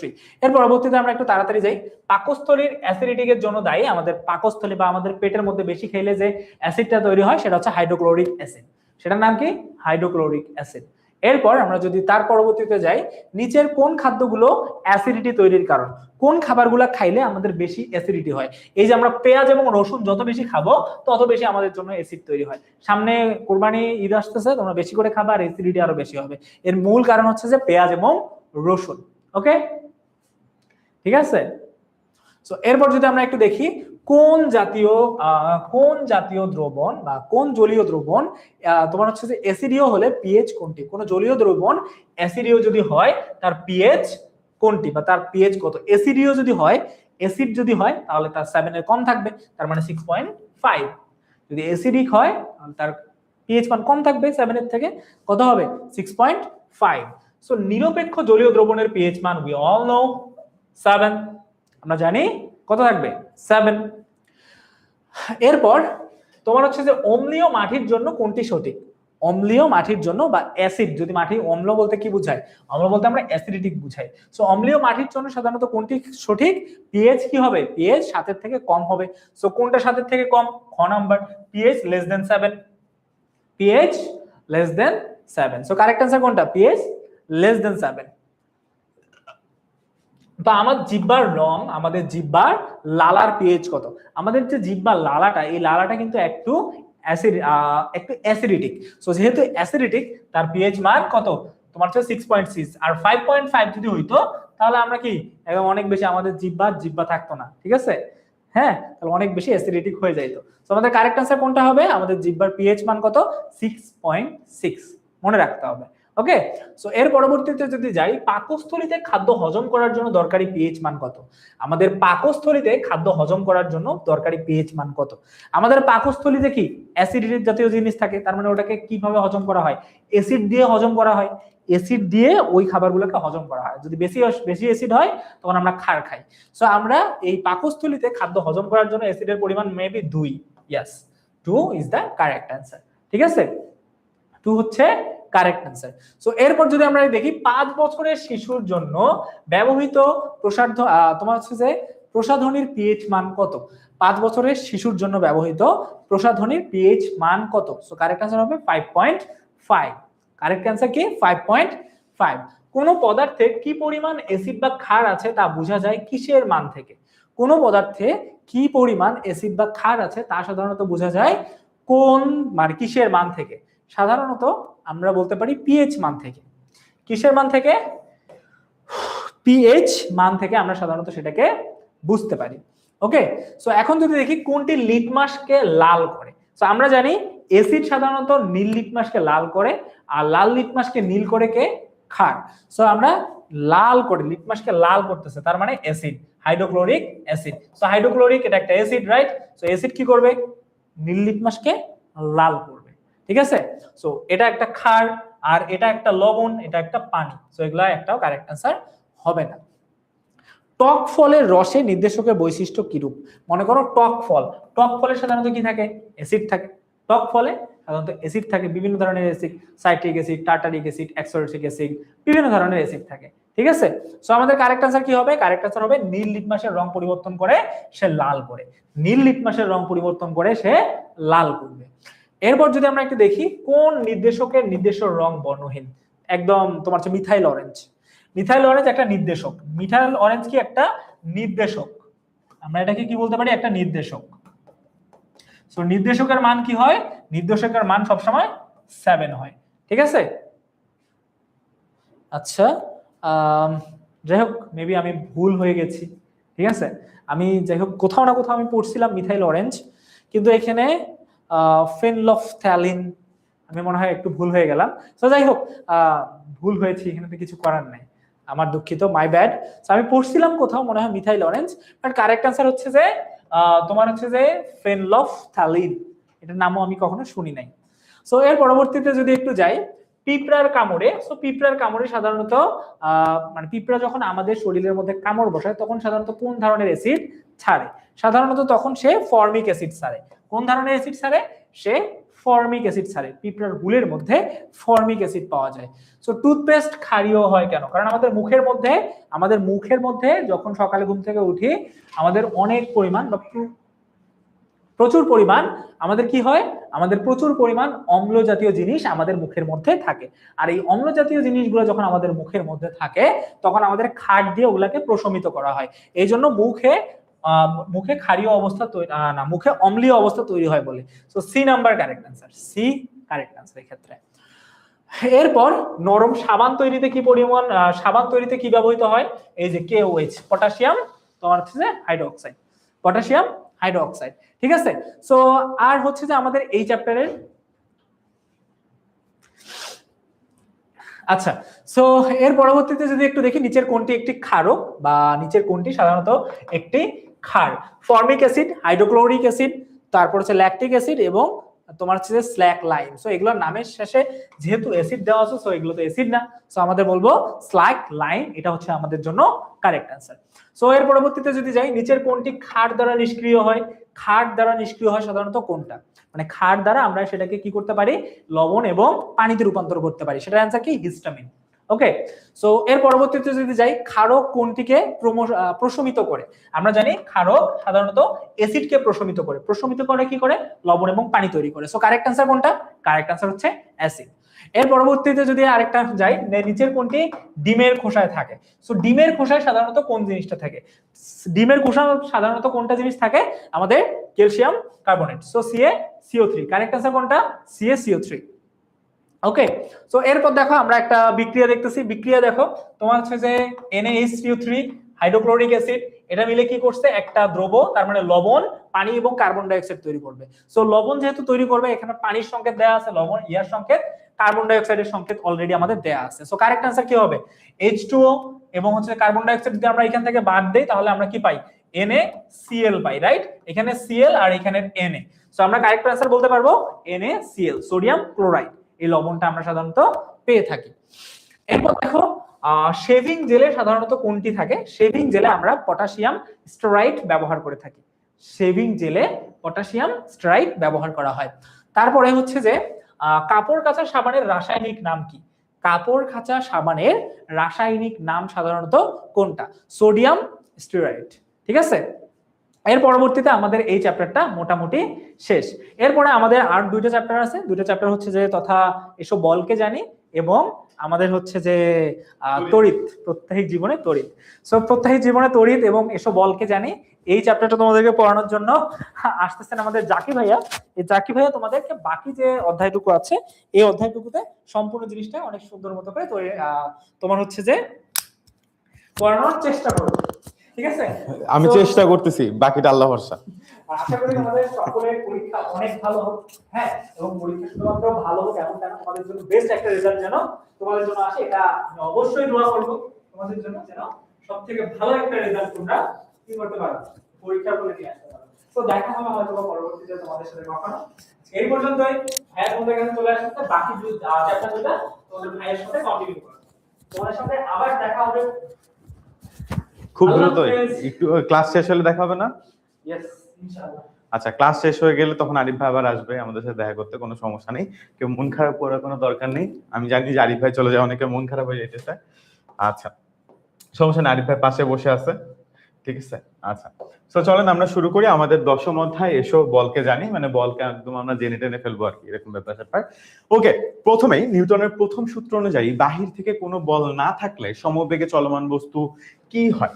এখন নিউটন সাহেব তার প্রথম সূত্রে বলছিলেন যে যদি আমরা বাইরে থেকে কোনো বল প্রয়োগ না করি তাহলে স্থির বস্তু সারা জীবন স্থিরই থাকে এবং গতিশীল বস্তু সারা জীবন সমবেগে গতিশীল থাকবে, তাই তো?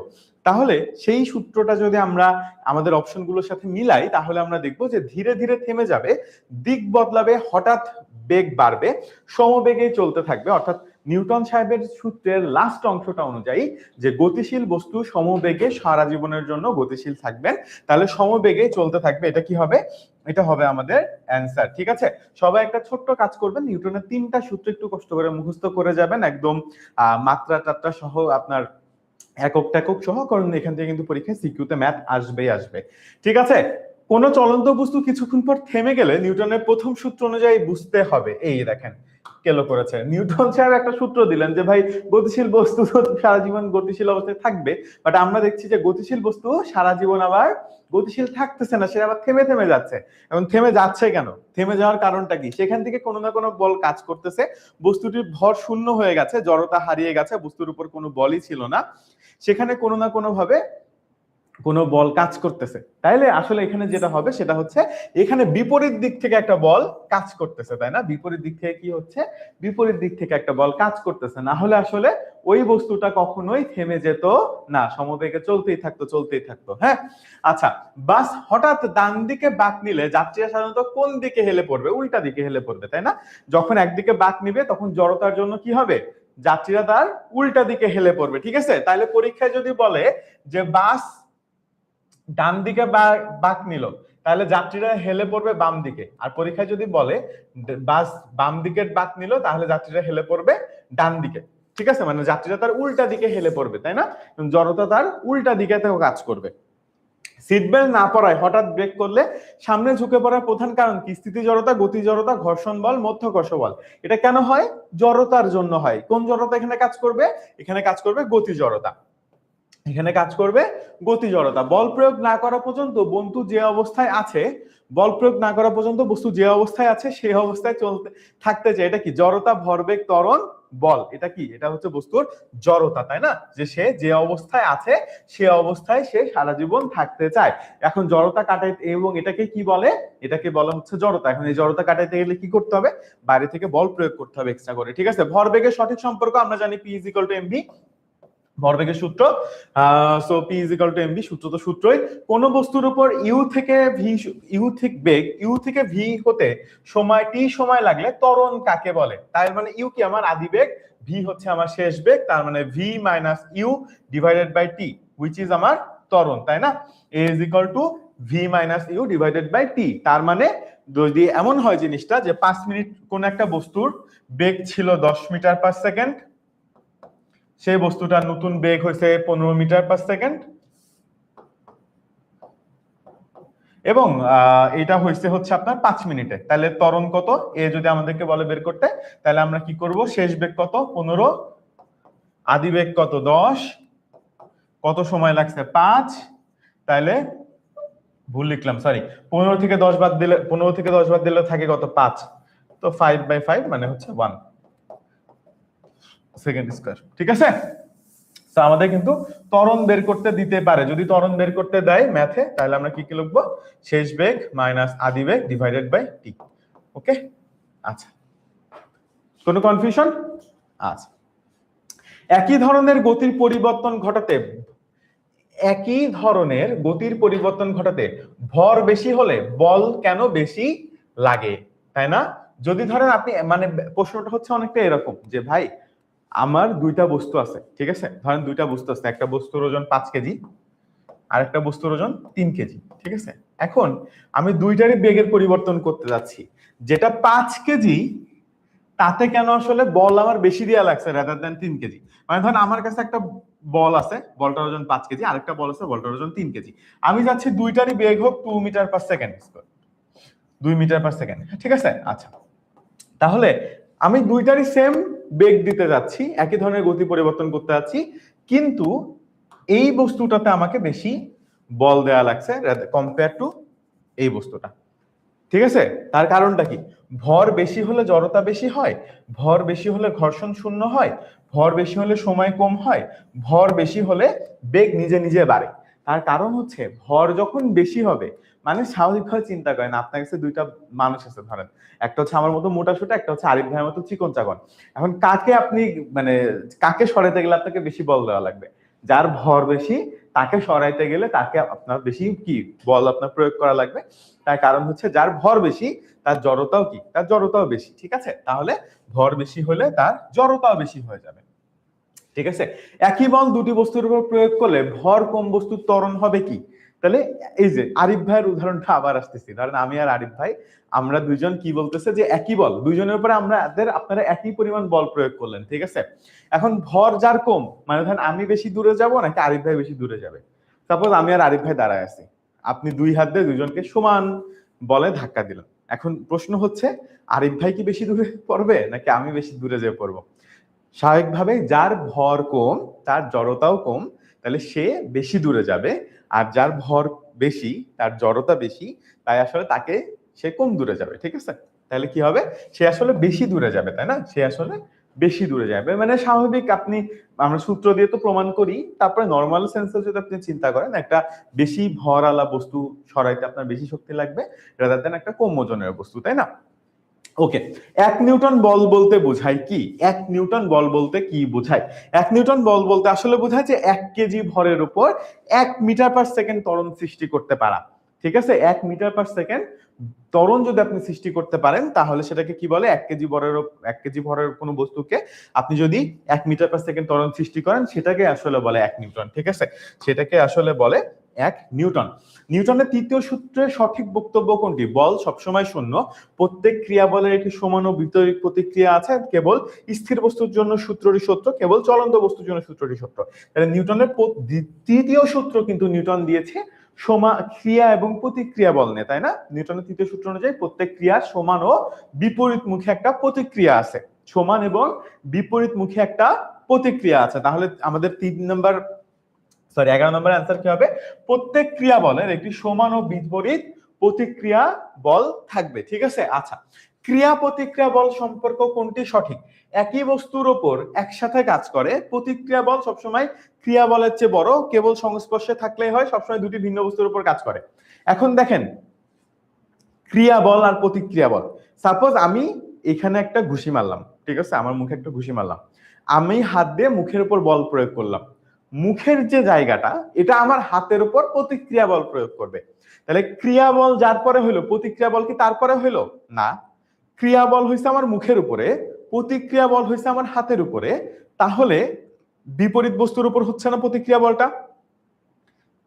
মারলাম, আমার মুখে ব্যথা পাইলাম, তো সরি মুখে মারলাম, তাহলে মুখের পরে আমি বল প্রয়োগ করলাম, আবার মুখ আমার হাতের পরে একটা প্রতিক্রিয়া বল প্রয়োগ করলো, তাই না। তাহলে প্রতিক্রিয়া বলটা কার উপর প্রয়োগ হয়েছে? হাতের উপর। ক্রিয়া বলটা মুখের উপর, তাহলে কি হবে? সবসময় দুটি ভিন্ন বস্তুর উপর কাজ করে। ক্রিয়া প্রতিক্রিয়া বল সবসময় দুটি ভিন্ন বস্তুর উপর কাজ করে। ঘটনা একটা, বাট দুইটা ভিন্ন বস্তুর উপর কাজ করতেছে। আচ্ছা, সরি, এখান থেকে একটা কোশ্চেন স্লাইডে রিলিজ হয়ে গেছে।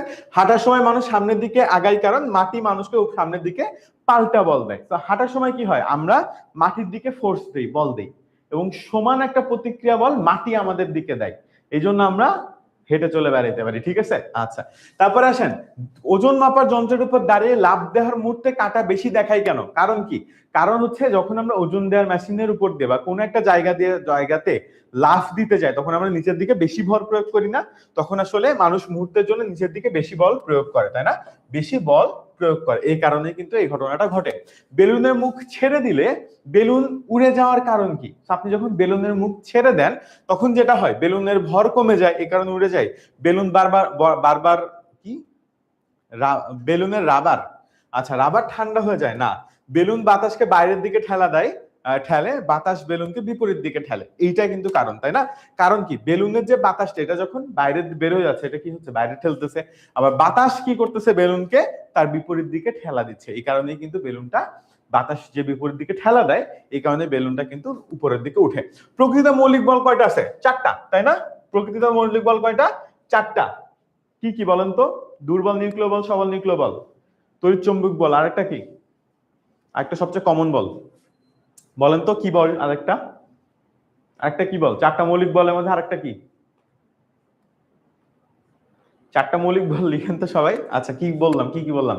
4টি মৌলিক বলের মধ্যে 9 কোনটি? ঘর্ষণ, মহাকর্ষ, দুর্বল নিউক্লিয়, সবল নিউক্লিয়। আচ্ছা, এখানে চলে আসছে, যেটা বলি নাই, মহাকর্ষ বল, তাহলে এটা হবে ঘর্ষণ বল। ঘর্ষণ বল কিন্তু আমাদের 4টা মৌলিক বলের মধ্যে পড়ে না, তাই না? 4টা মৌলিক বল কি? 4টা মৌলিক বল হচ্ছে আমার ঘর্ষণের মধ্যে পড়তেছে না।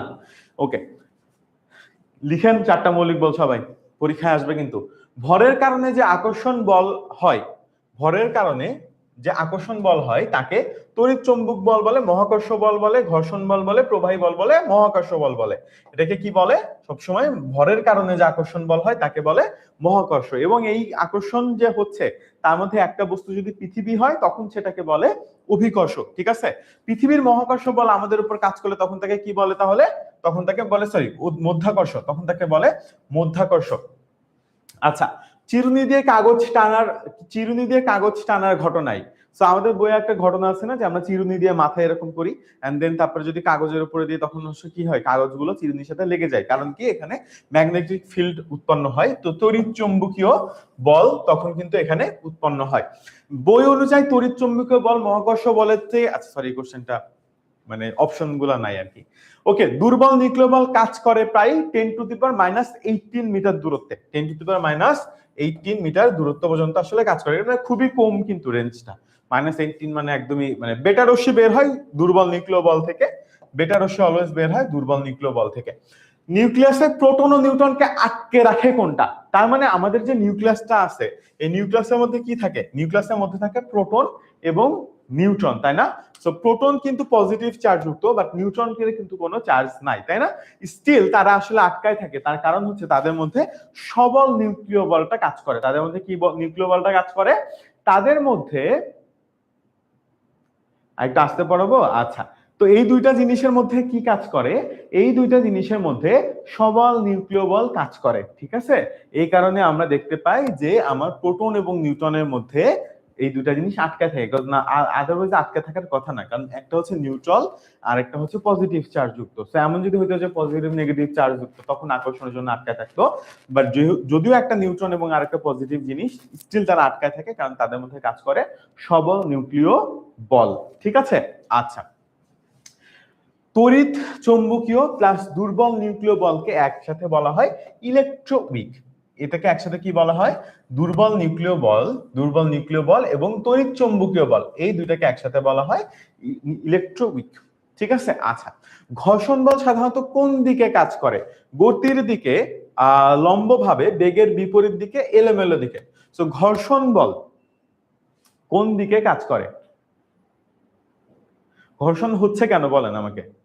ঘর্ষণ হচ্ছে আমার গতির জন্য, তাই না?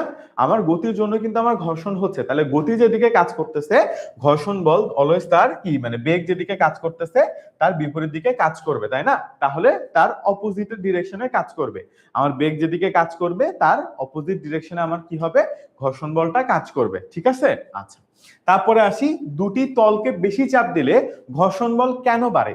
এখন যদি আপনি দুইটা তলকে চাপ মানে অনেক বেশি চাপাচাপি করেন, মানে ধরেন আপনি একটা কাঠের উপর আরেকটা কাঠ রাখছেন, কাঠ রাখার পর একটাকে মানে টানলেন ধরেন, তো খুব ইজিলি আপনি টানতে পারবেন। বাট আপনি যদি এমন হয় যে দুইটা কাঠকে কোনো কিছুতে খুব শক্ত করে আপনি আটকাই দিচ্ছেন, ঠিক আছে, একদম চেপে ধরছেন একটা আরেকটার সাথে, দেন আপনি যদি টানেন, আপনি কি আসলে পারবেন? মানে আপনার জন্য তো অতটা ইজি আর থাকবে? ইজি থাকবে না। কারণ কি? তার কারণ হচ্ছে তলগুলো একটা আরেকটার মধ্যে ঢুকে যায়, তো অমসৃণ অংশগুলো বেশি আটকে যায়। এটাই আসলে অ্যান্সার হবে। তলগুলো মসৃণ হয়ে যায়, বাতাস মাথা কমে যায়, ভরবেগ শূন্য হয়ে যায়, এটাই হবে অ্যান্সার। যে অমসৃণ যে অংশগুলা ছিল সেই অংশগুলো একটা আরেকটার সাথে অনেক বেশি আটকায় যায়, একটা আরেকটার সাথে কি হয়, একটা আরেকটার সাথে অনেক বেশি আটকিয়ে যায়, ঠিক আছে? আচ্ছা, তারপরে আমরা আসি দুটি একটা আটকা যায়। সব ঘর্ষণের মধ্যে সবচেয়ে ছোট ঘর্ষণ কোনটা? আবর্ত ঘর্ষণ সবচেয়ে ছোট, ঠিক আছে? সব ঘর্ষণের মধ্যে আবর্ত ঘর্ষণ সবচেয়ে ছোট। কাদামাটিতে গাড়ির চাকা পিছলালে গাড়ি তুলতে কি করার চেষ্টা করতে হয়? ঘর্ষণ কমানো, চাকা খুলে ফেলা, লুব্রিকেন্ট দেওয়া, চাকা ও মাটির মধ্যে ঘর্ষণ বাড়ানো। দেখেন আমাদের রাস্তায় গাড়ি চলে কেন? কারণ এখানে বিপরীতমুখী মানে গাড়ির গতি যেদিকে তার বিপরীত দিক থেকে কি হচ্ছে, আমরা একটা ঘর্ষণ বল পাইতেছি।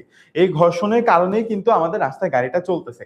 এখন যদি ঘর্ষণ জিরো হয়ে যায়, যেটা কাদামাটির মধ্যে হয়, যে একই জায়গায় আমাদের টায়ারটা বারবার কি হয়, স্লিপ কাটে, গ্রিপ নাই, ঘর্ষণ নাই কোনো, ঠিক আছে?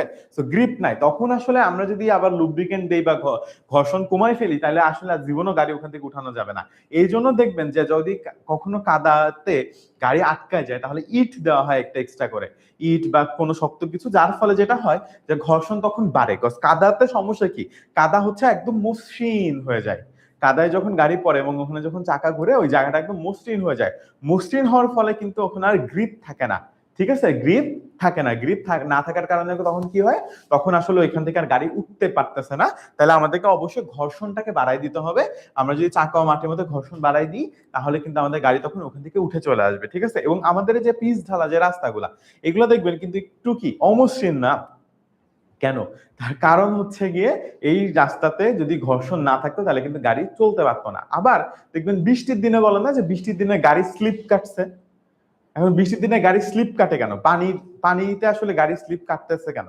তার কারণ হচ্ছে যখন পানি পড়তেছে তখন আসলে রাস্তার যে মসৃণতা, অমসৃণতা, এটা একটু কমে যায়, তখন রাস্তাটা স্লিপারি হয়ে যায়, ঘর্ষণ বলটা কমে যায়। ঘর্ষণ বল কমে যাওয়ার কারণে তখন আসলে এই জিনিসগুলো স্লিপ কাটে, ঠিক আছে? ওকে, বই অনুযায়ী সর্বোচ্চ স্থিতি ঘর্ষণ এবং গতি ঘর্ষণের সম্পর্ক, গতি ঘর্ষণ সবসময় বেশি, সর্বোচ্চ স্থির ঘর্ষণ গতি ঘর্ষণের থেকে বেশি। সর্বোচ্চ স্থির ঘর্ষণ কি? অবশ্যই গতি ঘর্ষণের থেকে বেশি হবে, কারণ সর্বোচ্চ স্থির ঘর্ষণ তার মানে বস্তুটা তখন একদমই কি স্থির পর্যায়ে ছিল, ঠিক আছে? ওকে, সো এইটা ছিল হচ্ছে আমাদের এই 30টা ছিল হচ্ছে আমাদের 10 নাম্বার চ্যাপ্টার থেকে, এসব বলতে জানি থেকে। আমি যে টাইপগুলো দেখাইলাম এই আশা করি এর আশপাশে আমাদের এক্সামে কোশ্চেন গুলো আসবে। সো আপনারা অবশ্যই আমি আবারও বলছি, নিউটনের সমস্ত সূত্রগুলা, ভরবেগের সূত্রগুলা, এই সূত্রগুলা একটু অবশ্যই প্র্যাকটিস করে যান, বিশেষ করে সিকিউ এর জন্য, ঠিক আছে? সিকিউতে আমি বলি, যদি এমন হয় যে আপনি আসলে পারতেছেন না ভাই, ঠিক আছে, যে ভাই আপনি কোনোভাবে পারতেছেন না ফিজিক্স রিলেটেড যে চ্যাপ্টার গুলো আছে এই কোশ্চেন গুলা, আপনি তখন যে কাজটা করবেন, আপনি সুন্দর মতো বইয়ে যা যা দেয়া আছে, ধরেন আপনার আদিবেগ দেওয়া আছে, আপনার হ্যাঁ আদিবেগ তো আদিবেগ দেওয়া আছে, আপনার ধরেন শেষ বেগ দেওয়া আছে, হ্যাঁ আপনার হয়তো সময় দেওয়া আছে, তো এগুলো দেওয়া আছে, আপনি অ্যাটলিস্ট এই মানগুলা লিখবেন। লিখে আপনি যদি সূত্রটা পারেন তাহলে সূত্রটা লিখবেন, ঠিক আছে? যদি সূত্র মানে নাও লিখতে পারেন, অ্যাটলিস্ট মান টান গুলো লিখে আসেন, তাইলেও দেখা যাচ্ছে অনেক সময় দয়া করে হলে 1 মার্ক দিয়ে দেয়, ঠিক আছে? আর যদি সূত্র লিখে আসতে পারেন, মান বসে আসতে পারেন, কোনো কারণে ক্যালকুলেশন ভুল হয়, তাহলেও কিন্তু আপনি দেখা যাচ্ছে 3 এর মধ্যে 2 পাবেন। মানে ধরেন আপনি সুন্দর মতো মানগুলো লিখছেন, ধরেন ভি এর মান লিখছেন, ইউ এর মান লিখছেন, টি এর মান লিখছেন, আপনাকে এ বের করতে বলছে সাপোজ, অথবা এ এর মান দেওয়া আছে আপনাকে টি বের করতে বলছে সাপোজ। এখন আপনি সুন্দর মতো এ ইজ ইকুয়াল টু হচ্ছে আপনার U minus V divided by T, হ্যাঁ, এখন এই পর্যন্ত লিখে আসছেন, আপনি আর এখান থেকে থেকে নিয়ে মানে সূত্রটা আসলে বের করতে পারেন নাই যে ধরেন টি ইজ ইকুয়াল টু কত হবে, এটা আপনি বের করতে পারেন নাই। বাট আপনি এই পর্যন্ত যদি করে আসেন তাহলে দেখা যাবে আপনাকে 3 এর মধ্যে 2 বা 1 দিয়ে দিচ্ছে, ঠিক আছে। সো এই অবশ্যই অ্যাটলিস্ট মানগুলো লিখে সূত্রগুলো যেটা মিলে সেই সূত্রটা লিখে আসবেন। সো সূত্রগুলা অবশ্যই একটু বেশি করে পড়ে যাবেন, ঠিক আছে। এবার আসেন আমাদের লাস্ট চ্যাপ্টার অধ্যায় 11 প্রত্যাহিক জীবনে তড়িৎ, এই অধ্যায়টা, ঠিক আছে। তো চলেন আমরা শুরু করি। ওকে, সো তড়িৎ বর্তনী চিত্র আঁকা সহজ করার জন্য কি ব্যবহার করা হয়? বিভিন্ন রকমের প্রতীকী চিহ্ন ব্যবহার করা হয়, এটা অলরেডি আমরা জানি যে বিভিন্ন রকমের প্রতীকী চিহ্ন ব্যবহার করা হয়। বিজ্ঞানের ভাষায় ব্যাটারি বলতে বোঝায় একটি মাত্র বাল্ব, একাধিক কোষের সমন্বয়, একটি মাত্র তার, একটি সেল। একাধিক কোষের সমন্বয় কিন্তু আসলে আমাদের কি তৈরি হয়? আমাদের কিন্তু আসলে ব্যাটারিটা তৈরি হয়, তাই না? তাহলে এটা কি হবে? একাধিক কোষের সমন্বয়। একটি ব্যাটারির প্রধান 3টি অংশ কোনটি? সুইচ, বাল্ব, তার না, ফিউজ, মনিটর, কেবল না, লাইট, ফ্যান, সকেট এগুলো না, অ্যানোড, ক্যাথোড, ইলেকট্রোলাইট এগুলা কি? এগুলো হচ্ছে একটা ব্যাটারির প্রধান যে অংশগুলা সেগুলা, ঠিক আছে। আচ্ছা, তারপরে হচ্ছে গিয়ে ব্যাটারি সেলের রাসায়নিক বিক্রিয়ায় কোনটি ঘটে? ক্যাথোড থেকে ইলেকট্রন সরিয়ে অ্যানোডে জমা হয়, অ্যানোড থেকে ইলেকট্রন সরিয়ে ক্যাথোডে জমা হয়, ইলেকট্রোলাইট সম্পূর্ণ শুকিয়ে যায়, বিভব পার্থক্য শূন্য হয়ে যায়, ক্যাথোড থেকে ইলেকট্রন সরিয়ে আসলে অ্যানোডে জমা হয়, তাই না? সরি, কি ভুল হয়ে গেল, সরি, অ্যানোড থেকে কি হচ্ছে? অ্যানোড থেকে আমার ইলেকট্রন সরিয়ে ক্যাথোডে জমা হচ্ছে, ঠিক আছে। আচ্ছা, অ্যানোড থেকে ক্যাথোডে জমা হয়, এখানে এটা ভুল আছে, অ্যানোড থেকে ক্যাথোডে জমা হয় এটা হবে, উল্টা পাল্টা বলে ফেলছি, উল্টা বলে ফেলছি কিন্তু, ঠিক আছে। আচ্ছা, ইলেকট্রন জমা হয় হচ্ছে গিয়ে অ্যানোড থেকে ইলেকট্রন সরিয়ে ক্যাথোডে জমা হয়, ঠিক আছে। আচ্ছা, এই স্লাইডটা একটু ভুল আছে, ক্যাথোড থেকে অ্যানোডে যাবে ইলেকট্রন, অ্যানোড থেকে ক্যাথোডের দিকে যুক্ত ইলেকট্রন প্রবাহিত হয় কোথা থেকে? তাহলে অ্যানোড থেকে ক্যাথোডকে তার দিয়ে যুক্ত করলে ইলেকট্রন প্রবাহিত হয় অ্যানোড থেকে ক্যাথোডে। ওকে, অ্যানোড থেকে ক্যাথোডে ইলেকট্রন কোথা থেকে কোন দিকে যাবে? অ্যানোড থেকে ক্যাথোডে যাবে না? আচ্ছা, এটা আমরা কেটে দিই।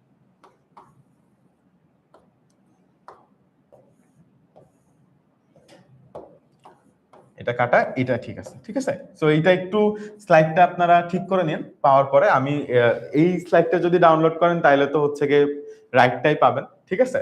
আচ্ছা, রাইট অ্যান্সার হবে অ্যানোড থেকে ক্যাথোডে যায়, ঠিক আছে। ওকে, কোনো কনফিউশন? ভুলাই ফেলেন না কিন্তু, ঠিক করে নিছেন সবাই? ওকে, অ্যানোড থেকে ক্যাথোডে যাবে কিন্তু অবশ্যই। ওকে, কোন দ্রবণে বিদ্যুৎ প্রবাহিত করে অনেকগুলা অণুগুলা ধনাত্মক বা ঋণাত্মক অংশে ভাগ করার পদ্ধতি কি? এটাকে তড়িৎ বিশ্লেষণ বলে, তাই না?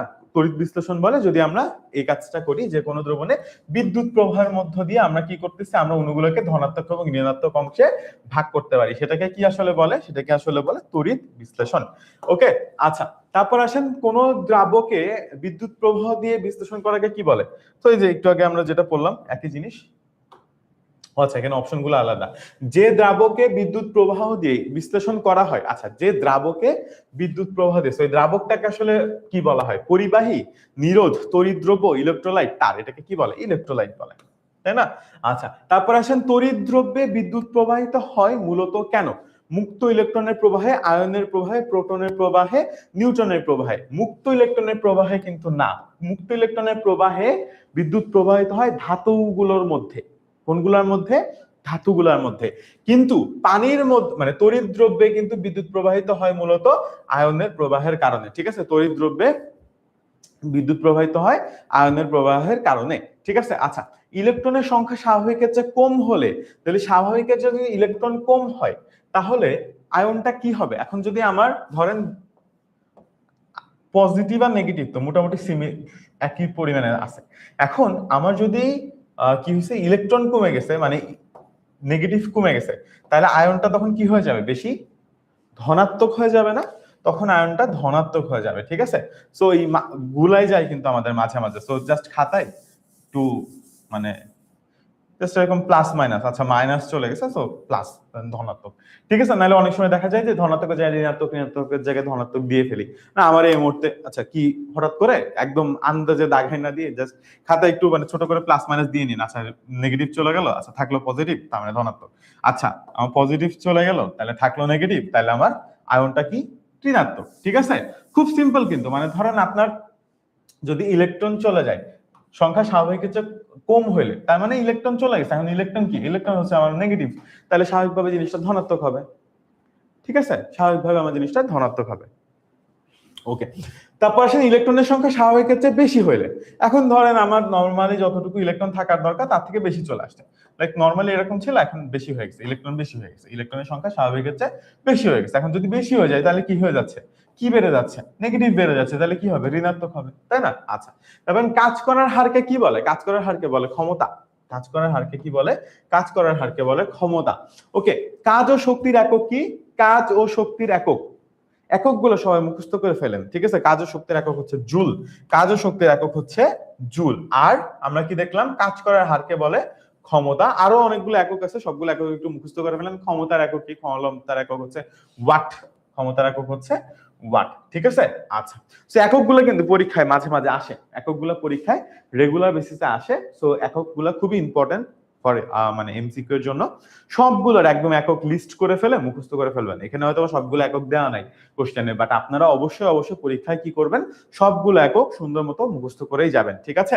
আচ্ছা, কোন তড়িৎ যন্ত্রে প্রতি সেকেন্ডে যে পরিমাণ শক্তি প্রবাহ শক্তি ব্যয় করে তাকে কি বলে, তড়িৎ প্রবাহ, তড়িৎ ক্ষমতা, তড়িৎ রোধ, বিদ্যুৎ বিভব, তাকে বলে তড়িৎ ক্ষমতা। তাকে কি বলে, তড়িৎ ক্ষমতা। ক্ষমতা কাকে বলতেছে, প্রতি সেকেন্ডে যে পরিমাণ তড়িৎ শক্তি সে ব্যয় করে তাকে কি বলে, তড়িৎ ক্ষমতা। ওকে, 1 ওয়াট ক্ষমতা হয় যখন 1 ভোল্ট 1 জুল শক্তি হয়, 1 অ্যাম্পিয়ার 1 জুল কাজ হয়, 1 ভোল্ট 1 অ্যাম্পিয়ার তড়িৎ প্রবাহিত হয়, 1 ভোল্টে 1 ওয়াট প্রবাহিত হয়। এটার অ্যান্সার হবে 1 ভোল্ট 1 অ্যাম্পিয়ার তড়িৎ প্রবাহিত করলে তখন তাকে বলে যে 1 ওয়াট ক্ষমতা হইছে, ঠিক আছে? আচ্ছা, একটু আগে আমরা কি দেখলাম, একটু আগে আমরা দেখলাম যে ক্ষমতার একক কি, ক্ষমতার একক হচ্ছে ওয়াট, ক্ষমতার একক হচ্ছে ওয়াট। আচ্ছা, সো এগুলো একটু মুখস্থ করে যান অবশ্যই। এন্ড সূত্রগুলা এই লাস্ট দুইটা চ্যাপ্টারের ক্ষেত্রে সূত্রগুলা মুখস্থ করে যাওয়াটা মাস্ট। আপনি কনসেপ্ট বুঝেন আর না বুঝেন, পরীক্ষার হলে সুন্দর মতো দেয়া থাকবে যে এইটার মান না তো, ওইটার মান না তো, ওইটার মান না তো, আপনি অ্যাটলিস্ট মানগুলো লিখবেন, সূত্রটা লিখবেন, তারপর অঙ্ক করে যদি মিলাইতে পারেন আলহামদুলিল্লাহ, না মিলাইতে পারলেও নাম্বার পাবেন অর্ধেক, ঠিক আছে? পার্শিয়াল মার্কিং পাবেন, অর্ধেক কিনা জানি না, পার্শিয়াল মার্কিং আর কি। এটা তো মানে আপনি কতটুকু করছেন তার উপর নির্ভর করবে, বাট আপনি পার্শিয়াল মার্কিং পাবেন। কম্পিউটার হঠাৎ বন্ধ হয়ে গেলে বড় সমস্যা হয়, কারণ কি? কম্পিউটার হঠাৎ করে বন্ধ হয়ে যায়, তথ্য নষ্ট, যন্ত্র ক্ষতি হইতে পারে যদি হঠাৎ করে কম্পিউটার বন্ধ হয়ে যায়, ঠিক আছে? আচ্ছা, তারপরে আসেন মূল বিদ্যুৎ বন্ধ হওয়ার পর বিকল্প সাপ্লাই দিয়ে বিদ্যুৎ নিরবিচ্ছিন্ন করে রাখার গতি অনুযায়ী তৈরি হয়েছে যে মোটর ও জেনারেটর, আইপিএস, ইউপিএস, ফিউজ ও মোটর, ট্রান্সফরমার ও কেবল। আচ্ছা, মূল বিদ্যুৎ বন্ধ হওয়ার পর বিকল্প সাপ্লাই দিয়ে বিদ্যুৎ নিরবিচ্ছিন্ন রাখার গতি অনুযায়ী তৈরি হয়েছে। এখন এটা হবে আইপিএস ও ইউপিএস, ঠিক আছে? এটার কাজ হচ্ছে গিয়ে মানে আপনার বিদ্যুৎ যেন নিরবিচ্ছিন্ন ভাবে চলতে থাকে, তাই না? এটা আসলে আমাদের বাসা বাড়িতে আছে, আমরা জানি। বাসার লাইট ফ্যানের জন্য সাধারণত কোনটা ব্যবহার করা হয়, আইপিএস সবাই আমরা ইউজ করি মোটামুটি কম বেশি, বিশেষ করে গ্রামের দিকে। ওকে, আইপিএস চালু হতে সাধারণত কত সময় লাগে আপনার, 1-2 সেকেন্ড, 1 থেকে 2 সেকেন্ড লাগে, তাই না? আচ্ছা, এগুলো জাস্ট মুখস্থ করতে হবে যে আইপিএস চালু হতে কত সময় লাগে, বাসা বাড়িতে কোনটা চাল ইউজ করা হয়, কম্পিউটারের জন্য কি ইউজ করা হয়, আইপিএস না কি ইউপিএস। সেগুলো আসলে জ্ঞানমূলক, বুঝার কিছু নাই, মানে যেটা যে মানে আইপিএস চালু হইতে 1 থেকে 2 সেকেন্ড সময় লাগে, এটাতে বোঝানোর তো কিছু নাই, বাট আপনাকে এগুলো মুখস্থ করে যাইতে হবে, ঠিক আছে? ডেস্কটপ কম্পিউটারের জন্য সাধারণত ব্যবহার করা হয় কোনটা, ইউপিএস ব্যবহার করা হয়, ঠিক আছে? আচ্ছা, একটি দেশের শক্তি উন্নয়নের সাথে সম্পর্কযুক্ত কোনটা, মানে শক্তি কোনটি সম্পর্ক খুব ঘনিষ্ঠ, খেলাধুলা, শক্তির ব্যবহার, পোশাক, আবহাওয়া। দেখেন, একটা দেশ যত বেশি শক্তি ব্যবহার করতে পারবে তার মানে হচ্ছে কি, তার আসলে অত বেশি উন্নতি হইতেছে। সে হয়তো, কারণ শক্তিগুলো ব্যবহার করি কোথায়, শক্তিগুলো ব্যবহার করি আমরা ইন্ডাস্ট্রিতে, শক্তিগুলো ব্যবহার করি হচ্ছে আমরা বিভিন্ন উন্নয়নমূলক প্রকল্পে, তাই না? তাহলে এখন আমার ধরেন বাসায় টিভি, ফ্রিজ, এসি কিছুই নাই, তাহলে আমার ইলেকট্রিসিটি কি বেশি খরচ হবে? না। আবার আমার বাসায় যদি টিভি, ফ্রিজ, এসি অনেক কিছু থাকে, আমার ইলেকট্রিসিটি কি হবে, বেশি খরচ হবে। তো আপনাকে যদি বলা হয় যে ধরেন দুইজন ব্যক্তি আছে, একজন এ একজন বি, এখন এর বাসায় ইলেকট্রিসিটি বেশি খরচ হয়, বি এর বাসায় কম, তাহলে বড় লোককে, স্বাভাবিকভাবে ওইরকম আর কি, মানে কে বেশি চালাইতেছে। তো দেশের ক্ষেত্রে আসলে সিমিলার, যে আসলে বেশি শক্তি ব্যবহার করে সে আসলে বেশি কি করতেছে, উন্নতি করতেছে বা উন্নত। একটা দেশ কতটুকু উন্নত বোঝার জন্য একটা বড় মাপকাঠি ধরা যায়, কত সিনেমা দেখে, কত বই পড়ে, শক্তির ব্যবহার, কত নদী আছে। অ্যান্সার ইজ শক্তির ব্যবহার, তাই না? আচ্ছা, শিক্ষা প্রতিষ্ঠানে ভালোভাবে চলতে সবচেয়ে প্রয়োজন কি, নিরবিচ্ছিন্ন বিদ্যুৎ লাগবে, ইলেকট্রিসিটি চলে গেলে তো আপনারা ক্লাস করতে পারবেন না, বেশি ছুটি দিয়ে তার লাভ নাই, ঠিক আছে? ওকে, উচ্চশিক্ষায় বিদ্যুতের বিকল্প নেই, কারণ সেখানে গান শোনা, ল্যাব, কম্পিউটার ও নেটওয়ার্ক চালানো লাগে, তাই না? সেটাই হবে অ্যান্সার, যে ল্যাব, কম্পিউটার এবং বিভিন্ন রকমের নেটওয়ার্ক চালানো লাগে, এই কারণে উচ্চশিক্ষায় এটার বিকল্প নাই। কৃষি জমিতে সেচের জন্য পাম্প চালাতে প্রয়োজন হয় কি? শুধু কাগজ, বিদ্যুৎ অথবা জ্বালানি। তাহলে বিদ্যুৎ অথবা জ্বালানি লাগে কৃষি জমিতে। আমাদের যে কৃষি জমিতে আমরা যে পানিগুলা দিই এগুলো সেচের মাধ্যমে দিই, তাই না? পাম্পের মাধ্যমে দিই। তো এই পাম্পগুলো বা মোটরগুলা চালাতে কিন্তু অনেকে ডিজেল চালিত আছে, আবার অনেকে কিন্তু সোলার চালিত বা ইলেকট্রিসিটি চালিত কিন্তু আছে, তাই না? আচ্ছা, তারপরে এই হচ্ছে গিয়ে আমাদের সবগুলো এমসিকিউ এই চ্যাপ্টারের সবচেয়ে ইম্পর্টেন্ট 30টা। সো এই এমসিকিউ গুলো করলে ইনশাআল্লাহ আমাদের একটা মোটামুটি সংক্ষিপ্ত প্রশ্নের সাজেশন আছে। সংক্ষিপ্ত প্রশ্নের জন্য এবং সিকিউ এর জন্য আমি যেটা বলবো সেটা হচ্ছে আপনারা টেক্সট বইটা যতবার পারেন রিডিং পড়ে যান। কারণ টেক্সট বইটা রিডিং পড়লে আপনি যত টাইপের কোশ্চেনই থাকুক না কেন তার সবগুলো কিন্তু ইনশাআল্লাহ কমন আমরা পাবো, ঠিক আছে? তো আমরা চেষ্টা করবো যে টেক্সট বইটা বারবার করে রিডিং পড়ে যাওয়ার জন্য। কোনো কনসেপ্ট যদি না বুঝি তাহলে অনলাইনে তো আমাদের ক্লাসগুলো আছেই, আপনারা আবার সেই ক্লাসগুলো দেখতে পারেন, ওয়ানশট যে ক্লাসগুলো আছে, ঠিক আছে? আচ্ছা, সো আজকের ক্লাসটা এই পর্যন্তই। আপনাদের সবার জন্য আসলে অনেক অনেক শুভকামনা। আপনাদের এসএসসি জার্নিটা খুব ভালোভাবে শেষ হোক ইনশাআল্লাহ। এইচএসসি তে আপনাদের সবার সাথে আমার আবার দেখা হবে এই আশা রেখে আজকের মতো বিদায় নিচ্ছি। সবাই অনেক ভালো পরীক্ষা দিবেন। আপনাদের সবার জন্য অনেক অনেক দোয়া। আপনারা সবাই জীবনে অনেক বড় হন, অনেক সফল হন। আল্লাহ হাফেজ।